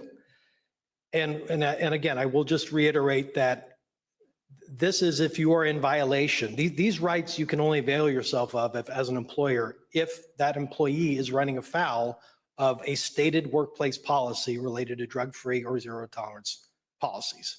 That was something that obviously was communicated to you, that you made a conscious decision regarding, you know, the medication that you had the right to not take because you did not want to run afoul of that workplace policy. So there should not be any surprises here if something is been communicated between management and staff. Representative Sonnenberg with question. Yes, thank you, Chairman. And Mr. Cavagna, thanks for being here today. Good morning. I know it seems like you wanted to outlaw public use totally. That's what you, in your statement, it says. And I think we've all become, unfortunately, too accustomed to being in public places where you can smell the smell of marijuana over the last several years. It's one thing if you're going to a rock concert, we all sort of grew up doing that and you would smell it. But it's another when you're walking into, let's say, a mall, which I have one in my district, and every time I walk into that mall, it smells. So it is a little offensive and it's too much. But do you think there's a middle ground instead of limiting it to just private residences, or in the case of an edible, edibles are different. They obviously don't smell. Is that something that you'd be open to allowing public use of? Yeah. Chair Thomas, Representative Sonnenberg, I would argue that I think this is a middle ground. And for a couple of reasons. I mean, first off, this doesn't apply unless I'm reading it wrong. I don't think this language applies to edibles. This is smoking, combustion, and vaporization of recreational marijuana. I don't believe it applies to edibles. So I would argue right now, if I want to go to Polaris Mall, which is 5 minutes from my house, and go shop and consume an edible product or have a gummy while I'm walking around, I can do it. What I can't do is I cannot walk around with my mug of coffee that has some Crown Royal in it and enjoy that at the same time. So we are not regulating cannabis to the same degree as we are alcohol, as was advertised. So this, I believe, is a really good start. outlawing, again, smoking, combustion, vaporization of products. Doesn't touch edibles. We would like to see it go further, but I'm content with what has been produced both in the Senate. It has been voted out of the Senate in the last General Assembly by a bipartisan vote. We agree with what has been proposed here under House Bill 160, excuse me. Thank you. Mohammed with a question. Thank you very much, Mr. Chairman. Thank you, Mr. Carfagna, for that. Just to follow up on Rep. Sennenberg's question, my question goes along with what Rep. Sennenberg was saying, and this is regarding, again, rental properties. I think it's the biggest loophole that certainly, that I'm concerned about, and I think a lot of Ohioans are concerned about as well. I think you mentioned shopping malls, restaurants. Those are public spaces that are used together. It's understandable that certainly you don't want to be at a restaurant and someone sitting next to you smoking marijuana. I can understand that perspective. But when you add rental properties being excluded from a personal home, that certainly leaves a big loophole for any landlord to add into their lease that you can't use marijuana. Does that not negate sort of the intent of the voters for issue 2? Chair Thomas, Representative Mohammed, I mean, we want to empower private property owners, including landlords, to be able to. Now, again, that's something that would have to be incorporated into the lease, into the agreement. So that is a contractual relationship that I think the tenant would know when they are renewing a lease, when they are moving into a new place, that is a condition of living there. It is a private property, and if somebody says, I don't want marijuana, consumed, smoked, combusted, vaporized on my property, we think that we should respect that. One follow-up, yeah. And I understand that perspective too, but the concern is when there's no exception for rental properties, the issue is often this is also a financial issue because a lot of the folks that are younger or don't have the finances to own their own home are renting. So, I mean, again, I ask the question again. I mean, I understand the argument that you're making, Yes. but it is a big loophole. When Ohioans were voting, that's not what they voted for. So the concern is it just leads to a situation where many millions of Ohioans may not be able to have access to, smoke in their own home. Again, this is their rental property. So, I mean, would that be something that maybe likely we can discuss more? Chair Thomas, Representative Mohammed, I mean, look, we're always willing to discuss more, but I would argue that they are not smoking in their own home. They're smoking in somebody else's home. If there is a way that they could consume it outside on a patio or consume it somewhere that does not run afoul of whatever's in the stated lease, then, God bless them. We don't ascribe any problems with that. And, we're always willing to talk. Any other questions? Seeing none, thank you for your testimony. Thank you, Mr. Chairman. Next for proponent testimony is David Mahan from the Center for Christian Virtue. Welcome to committee, and please proceed when you're ready. Thank you. Good afternoon. Chair Thomas, Vice Chair Matthews, Ranking Member Isaacson, and the esteemed members of the House Judiciary Committee. My name is David Mahan. I'm the Policy Director for the Center for Christian Virtue, Ohio's largest Christian public policy organization. Today, I'm testifying in support of HB 160, which places much needed regulation specifically on extremely dangerous intoxicating hemp-derived THC products. It's been said that those who do not learn from history are doomed to repeat it. This statement is often used when we are counseling someone about the need to change bad habits or warning them about jumping into another terrible relationship. The decision surrounding the subject of this legislation has much to do with both. Ohio has been flirting with the addiction for profit marijuana industry for nearly a decade. And in 2024, we finally tied the knot. Unfortunately, we have failed to learn from the mistakes of other states as it relates to commercializing illegal narcotics. So now we must begin the process of learning the hard way. Whether the catchword is marijuana, cannabis, hemp, intoxicating hemp, what we are dealing with are products that contain some degree of THC or CBD, both of which can be dangerous to children. The relationship becomes even more dysfunctional when the industry has the ability to cover up the dangers of their products simply by toying with the law, a little chemistry, and semantics. Hemp is a non-intoxicating variant of the cannabis plant and is legally defined as being below 0.3% THC. Chemically modifying hemp can produce intoxicating hemp products that contain the same cannabinoids as adult use marijuana in concentrations high enough to produce psychotic episodes. But with just a simple name and packaging change, intoxicating hemp products such as Delta 8 can be sold in convenience stores without any of the age or advertising restrictions that regulate adult use products. Even the term marijuana is deceptive these days. The naturally occurring plant that many giggle about smoking in the 60s was only 3 to 5% THC, some 2% THC, and even that was enough to cause intoxication in some users. Today, genetically altered plants can be as high as 35% THC, and the edibles and concentrates can be upwards of 95% THC. Law right now says it can be 90% THC in the state of Ohio. While these types of games and loopholes can no doubt be very lucrative to the white-collar dope dealers, they have unfortunately proven harmful and even fatal for children. According to America's Poison Centers, the rate of Delta 8 THC exposures reported to poison centers across the country increased by 82% just from 2021 to 2022. The fact is that most of us are used to thinking about when it comes to marijuana no longer exists today. However, every time states start thinking about breaking up this codependent relationship with big marijuana, or at least getting counseling, the industry keeps trying to keep us giggling and stuck in the good old days before teen cannabis use disorders and THC-related ER visits were a serious issue as they are today across the country. The conversation has to change. And if we are still thinking of marijuana as simply a gateway drug, our thinking must change in order to prevent many of the devastating impacts that the marijuana industry has had across the nation. For example, in Colorado, who commercialized the drug in 2012, the #1 substance found in completed teen suicides is THC. Twice that is alcohol. But it took them a decade of kids killing themselves before they knew enough to do anything about it. However, after years of watching this industry and these drugs decimate state after state, Ohio no longer has the luxury of claiming ignorance. That said, while we support the efforts made in HB 160 to regulate a widely overlooked sector of the addiction for profit marijuana industry, CCV would like to suggest 2 common sense amendments.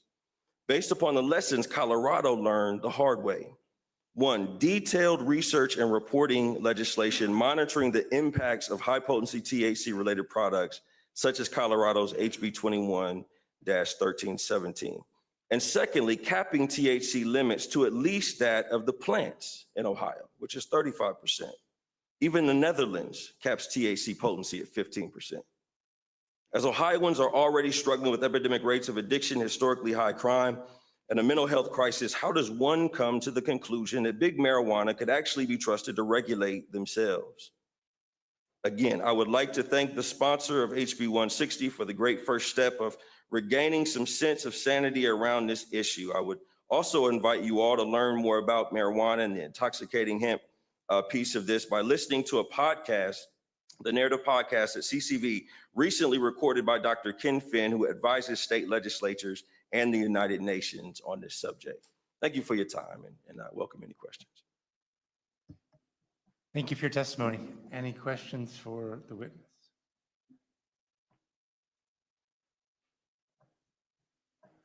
Looks like you're getting off easy. Oh, thank you. All right, hope you have, thank you.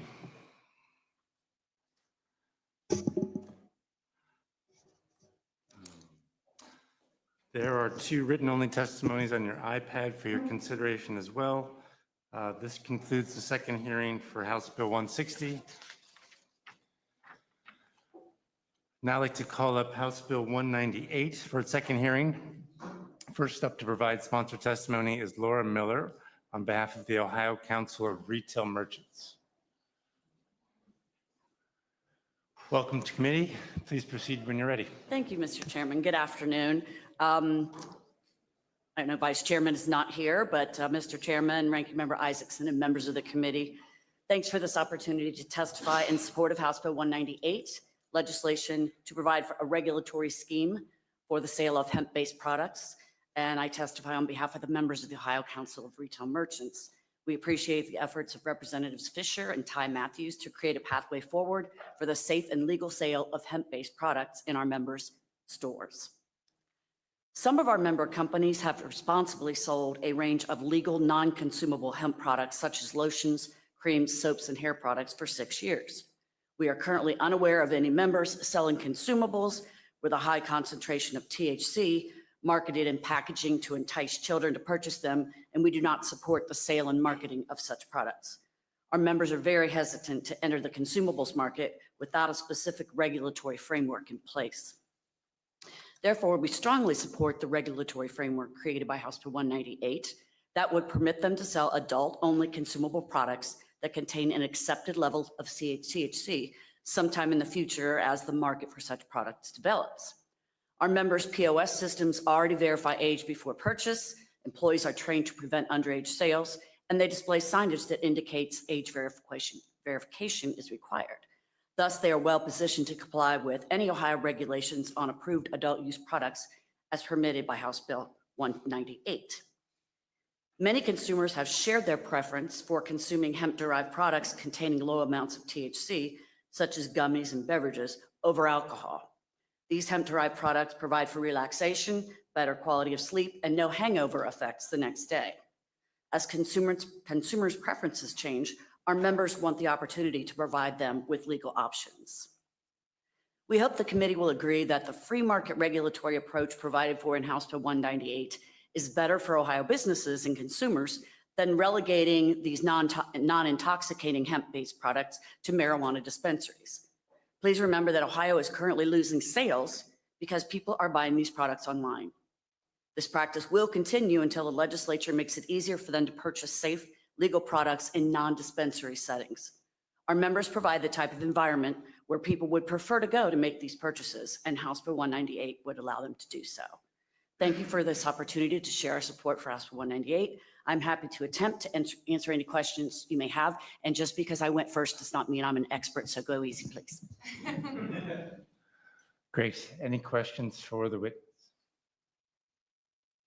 Ranking Member Isaacson.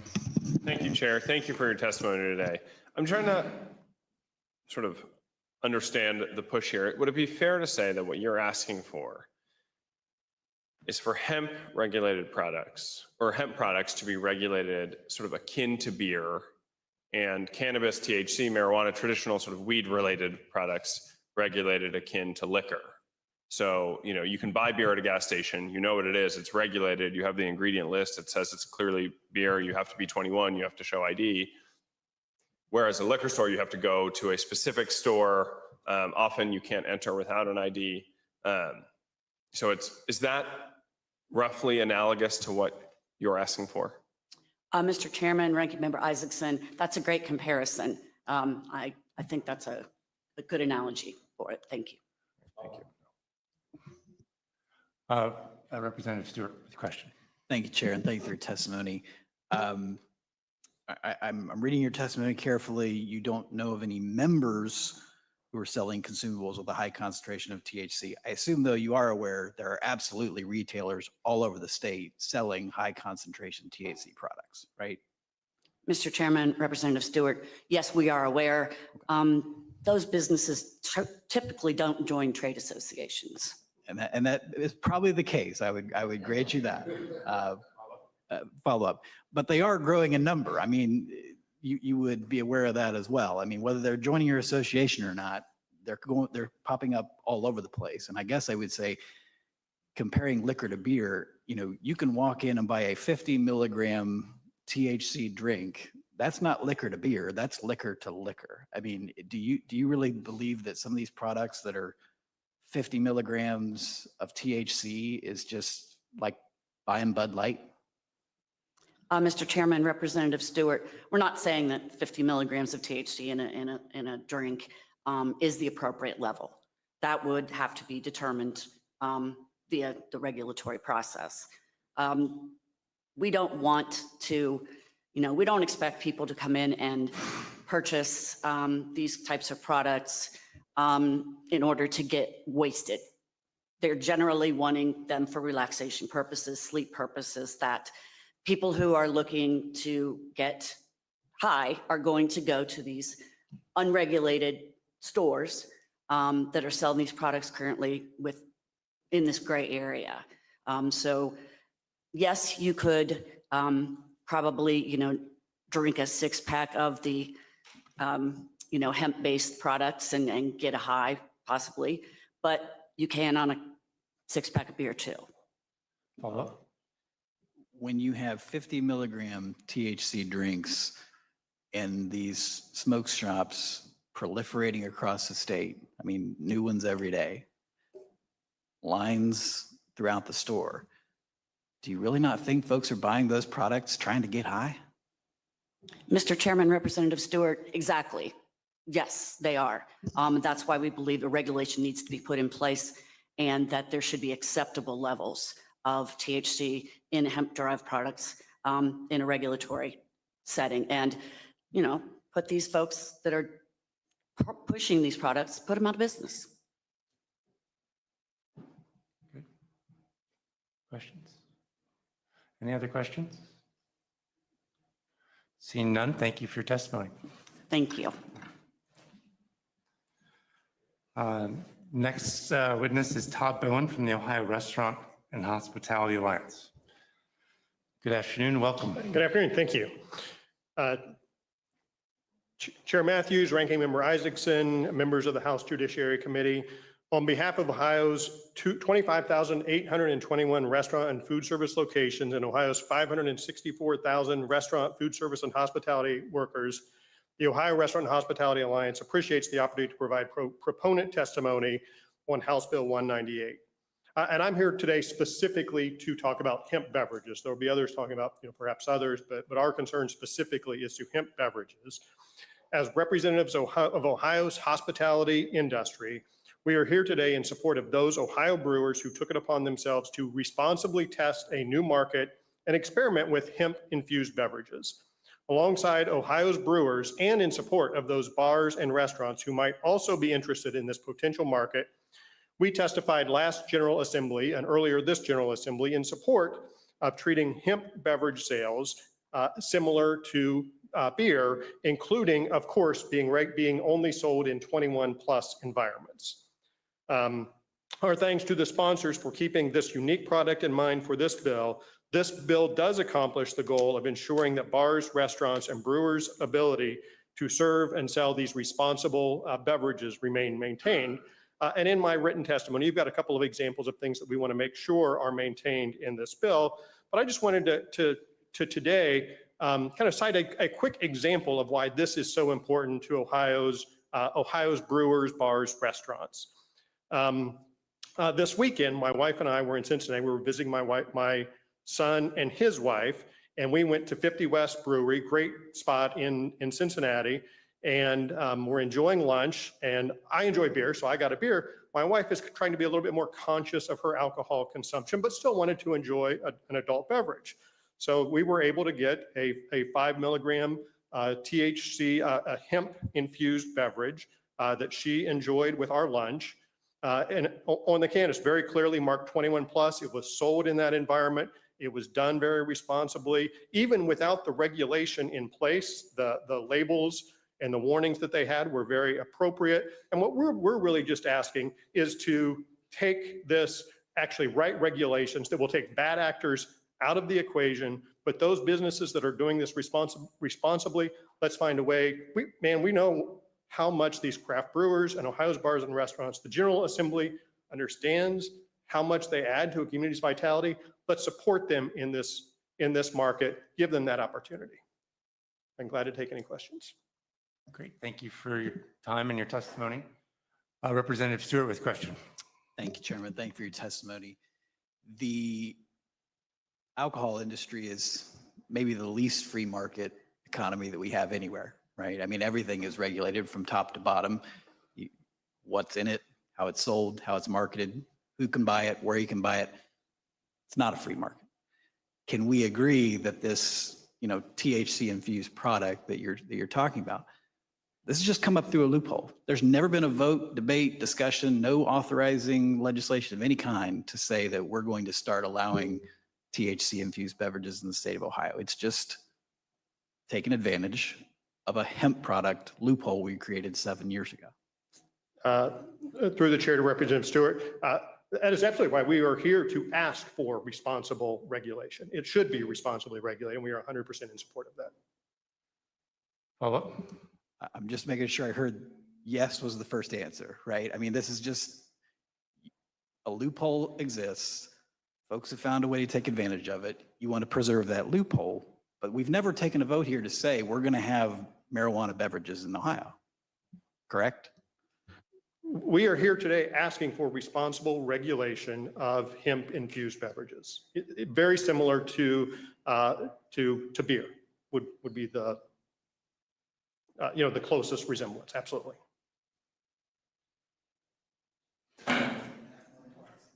All right. Let's see. That would be Representative Swearingen with a question.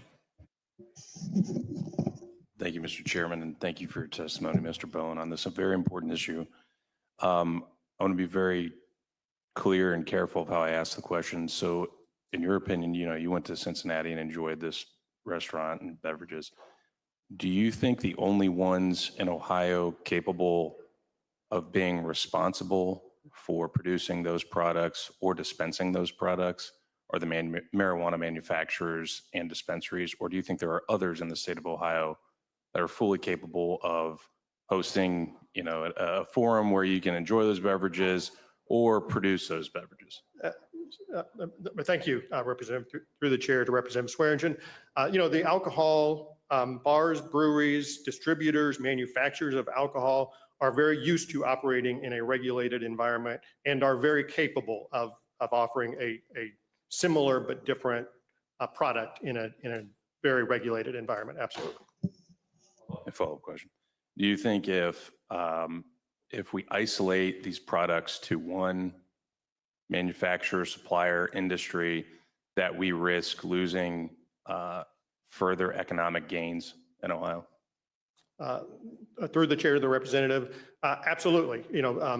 Beer sales are softening a little bit in Ohio, and there's a lot of competition. And certainly, one could argue probably marijuana is competition, but those on-premise locations that we understand how much they bring to our community's vitality, offering them this opportunity, they can absolutely do it responsibly, and taking this already existing but potential also future market away from them when it can be safely regulated, which is what we're asking for. It's very possible. Any other questions for the witness? Seeing none, thank you for your time. Thank you for testifying. Our next witness is Hannah Cubbins from Americans for Prosperity. Good timing. Welcome. Please proceed. Good afternoon. I'm sorry, my printer at home has a unique ability to sense fear and urgency, and so it was not allowing me to print my testimony this morning, so sorry for the barrier here with the computer. Good morning, Chairman Thomas, Vice Chair Matthews, Ranking Member Isaacson, and members of the House Judiciary Committee. Thank you for the opportunity today to support House Bill 198. My name is Hannah Cubbins, and I serve as Legislative Director for Americans for Prosperity, Ohio. AFP believes in the power of the free markets, but free markets can only thrive when they are transparent and predictable. While there are several regulatory proposals on this subject, we support House Bill 198 because we believe the bill promotes our belief in markets while also maintaining consumer safety. Key features of the framework include requiring manufacturers, distributors, and retailers of ingestible or inhalable hemp products to be licensed, ensures product safety through mandatory independent testing for contaminants, requires accurate product labeling and age restrictions, being sales limited to those who are 21 plus, prohibits vertical integration between manufacturers, distributors, and retailers, empowers the Department of Agriculture to oversee and enforce rules, and protects employers' rights to regulate employee use like existing marijuana laws. And it's our opinion that these requirements in the bill address a lot of the common concerns we hear from folks about hemp products. We believe the bill promotes a stable, predictable market by implementing a statewide framework that will create certainty for businesses, investors, and consumers. The statewide approach will reduce local patchwork regulations, allowing businesses to scale more efficiency and reduce compliance costs. Mandatory testing and labeling ensure customers can make informed purchasing decisions without government picking winners and losers. The requirement is in the bill encourages competition based on quality, safety, and transparency. House Bill 198 respects private enterprise by regulating only where necessary, for safety, transparency, and youth access. No price controls, product bans, or heavy-handed restrictions are within the bill that would stifle innovation. And further, franchise and ownership rules prevent monopolistic vertical integration without banning small businesses from entering the market. And while AFP normally would not advocate for regulations or licenses, we do recognize that in this space it's necessary, and we believe the framework in the bill is flexible enough. House Bill 198 is smart regulation. It's narrow, targeted, and focused on true public goods like safety and free markets. It levels the playing field, invites innovation, and gives entrepreneurs from local farmers to startups the opportunity to compete and grow. Smart limited regulation like this is what fosters true market freedom. I urge support for House Bill 198. I'm happy to take questions, but will say that I'm not an expert on the science of the different products out there, so speak to the regulatory space, but thank you for your time. Great. Thank you for your testimony. Any questions for the witness?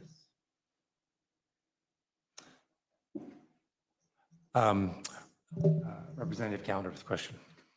We've been here a long time, and so I more of a comment than a question. You said your printer had what kind of an issue? It was, you said pressure and tension? It has a unique ability to sense fear and urgency, and then does not work when I need it to. So I would suggest the products discussed the last two bills might be of use. Right. Thank you. I don't know if I should respond to that, but. All right.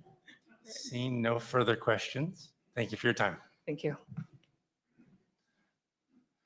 Our next witness is Mo Dayam from the Ohio Healthy Alternatives Association. Welcome, and when you're ready, please proceed.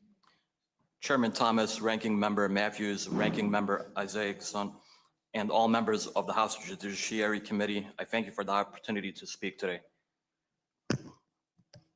My name is Mo Dayam, and I am an Ohio resident and business owner here to voice my support for House Bill 198. A bit of background on me. I obtained an associate's degree in law enforcement from Cuyahoga Community College, then obtained a bachelor's degree in justice administration from Tiffin University. I interned in the federal court system, federal probation and pretrial services, and also in the United States Marshal Service. Afterwards, I took a job with the state of Ohio Department of Rehabilitation and Corrections. There, I received extensive training on many topics, including drugs and their impact on individuals. I worked for the state for approximately 3 years. I worked nearly 80-hour weeks throughout, saving as much as I can to invest in a business that I always dreamt of having. And once I had enough money, and with the help of a loan, I was able to open my first smoke shop location. I took an abandoned building in Ohio's 7th largest city, located on one of Ohio's busiest intersections, and invested nearly $500,000 into it, making it one of the nicest looking buildings in town. Today, I own 6 smoke shops, a wholesale company, and several commercial and residential real estate properties. I have also given employment opportunities to over 500 individuals over the years and paid millions in taxes. As a responsible business owner, I have prioritized giving back to my community. My company has donated almost 500 gun safety locks, including donating 250 one year to a state lawmaker to pass out at a county fair. We donate annually to local peanut butter drives, scholarships for students, you name it, we contribute. We try to help in any way we can. We also allow local charities to advertise on our properties for free. We understand that Ohio lawmakers see the hemp industry as currently unregulated, and I understand why the topic is being debated. I assure you that the industry is in support of reasonable regulations like those contained in House Bill 198. We want the responsible businesses to continue to operate and ensure there are not bad actors and unsafe products in the market. Provisions in the bill that we support include prohibiting sales to those under the age of 21. The industry agrees that hemp products are for adult use. For my business, a customer must be 21 to even enter my stores. I train my employees to check IDs using the widely recognized We Card program. I ensure my employees understand these best practices. Ensuring age restrictions are instituted statewide is something this body should enact. If a retailer sells to someone underage, there should be penalties, including revoking a license to sell those products. House Bill 198 also would ensure products on the market are tested to ensure confidence of what is in the product. Testing should be performed by an accredited laboratories. The industry also supports labeling requirements and restrictions. Some products that have garnered media attention are packaged like known children's candy brands. This should be prohibited, and the industry agrees they should be off the market. The hemp industry was legalized in 2009 in part at the urging of Ohio farmers who wanted to engage in the business.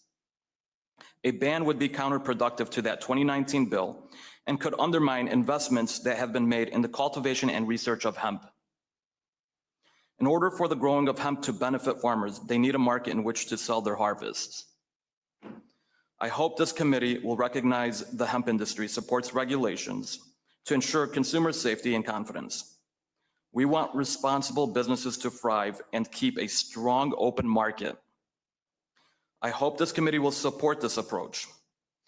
Thank you for your time and consideration, and I will do my best to answer any questions that you may have. Thank you for your time today. Are there any questions for the witness? Representative Swearingen. Thank you, Mr. Chairman, and thank you for your testimony today. One of the concerns that I've heard is sourcing the product, in some of these different smaller convenience stores and shops. Are you confident you can source where your product is coming from? Chair Thomas, to Representative, thank you for that question. What I can tell you as a responsible business owner and wholesaler, we take precautionary steps to ensure that the products that we are receiving and then also selling to retail stores come from a licensed USDA hemp farm. They're tested. We review the lab testing results to ensure that there's no contaminants, that the THC levels are in compliance with state and federal laws before we actually bring in those products and introduce them to the market. So there are steps and safeguards in place to ensure that we're abiding by all those laws and ensuring consumer safety. Follow up. Do you think this regulatory framework will help make the industry more safe? Absolutely. I believe House Bill 198 specifically outlines exactly what's needed, and we welcome it. We welcome the regulation. It'll give us more of, an idea of things that we have to follow and how to go about abiding by the law, and some structure that we definitely would welcome. Follow up. What happens to your businesses if the marijuana industry is the only ones allowed to source these products? So essentially, we would go out of business. A great majority of the products that we sell currently are, if we can't sell them, we have no business. We would, have to lay off all of our staff, and we wouldn't be able to operate. We wouldn't be able to pay our bills, and it'd be the end of everything that I've built, that thousands of other Ohioans have built. Wouldn't be good. Follow up? No. Any other questions for the witness? Seeing none, we thank you for your time and your testimony. Thank you. Our next witness is James Higdon from Cornbread Hemp.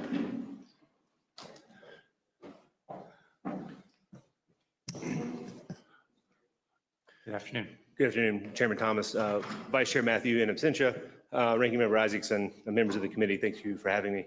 My name is Jim Higdon. I'm co-founder of Cornbread Hemp. We're a Kentucky-based manufacturer of hemp wellness products and hemp beverages.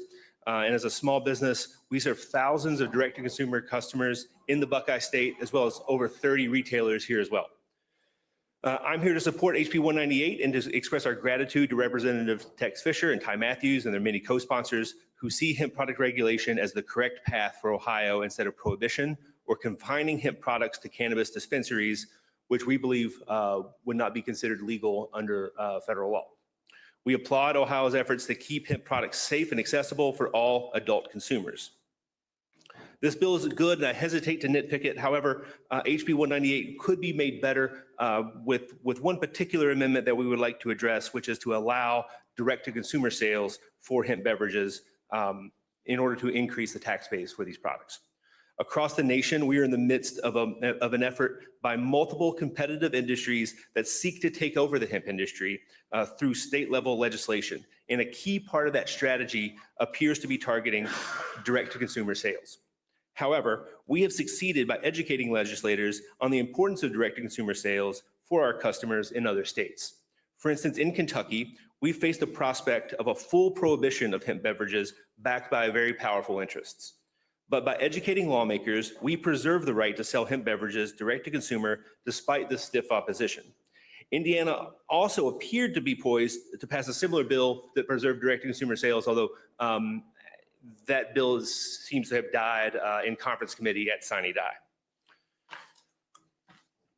Additionally, it is my understanding that Ohio allows direct to consumer sales for wine from out-of-state wineries with certain reasonable restrictions. We respectfully request that direct-to-consumer sales for hemp beverages be allowed with the same restrictions as wine sales to make HB 198 an even better bill. Cornbread Hemp and other responsible hemp beverage manufacturers follow strict age gating standards to ensure we ship direct-to-consumer orders only to adults over 21. Please make a good bill better by allowing direct-to-consumer hemp beverage sales. We support HB 198. And we will encourage our thousands of Ohio customers to support this bill through every step of the process. Thank you for having me this afternoon, and I welcome any questions you may have. Great, thank you for your testimony. Are there any questions for the witness? Seeing none, we thank you for your testimony. Thank you for having me. Please have a look on your iPads as there are 6 additional written-only testimonies to be for your consideration. And this will conclude the second hearing for House Bill 198.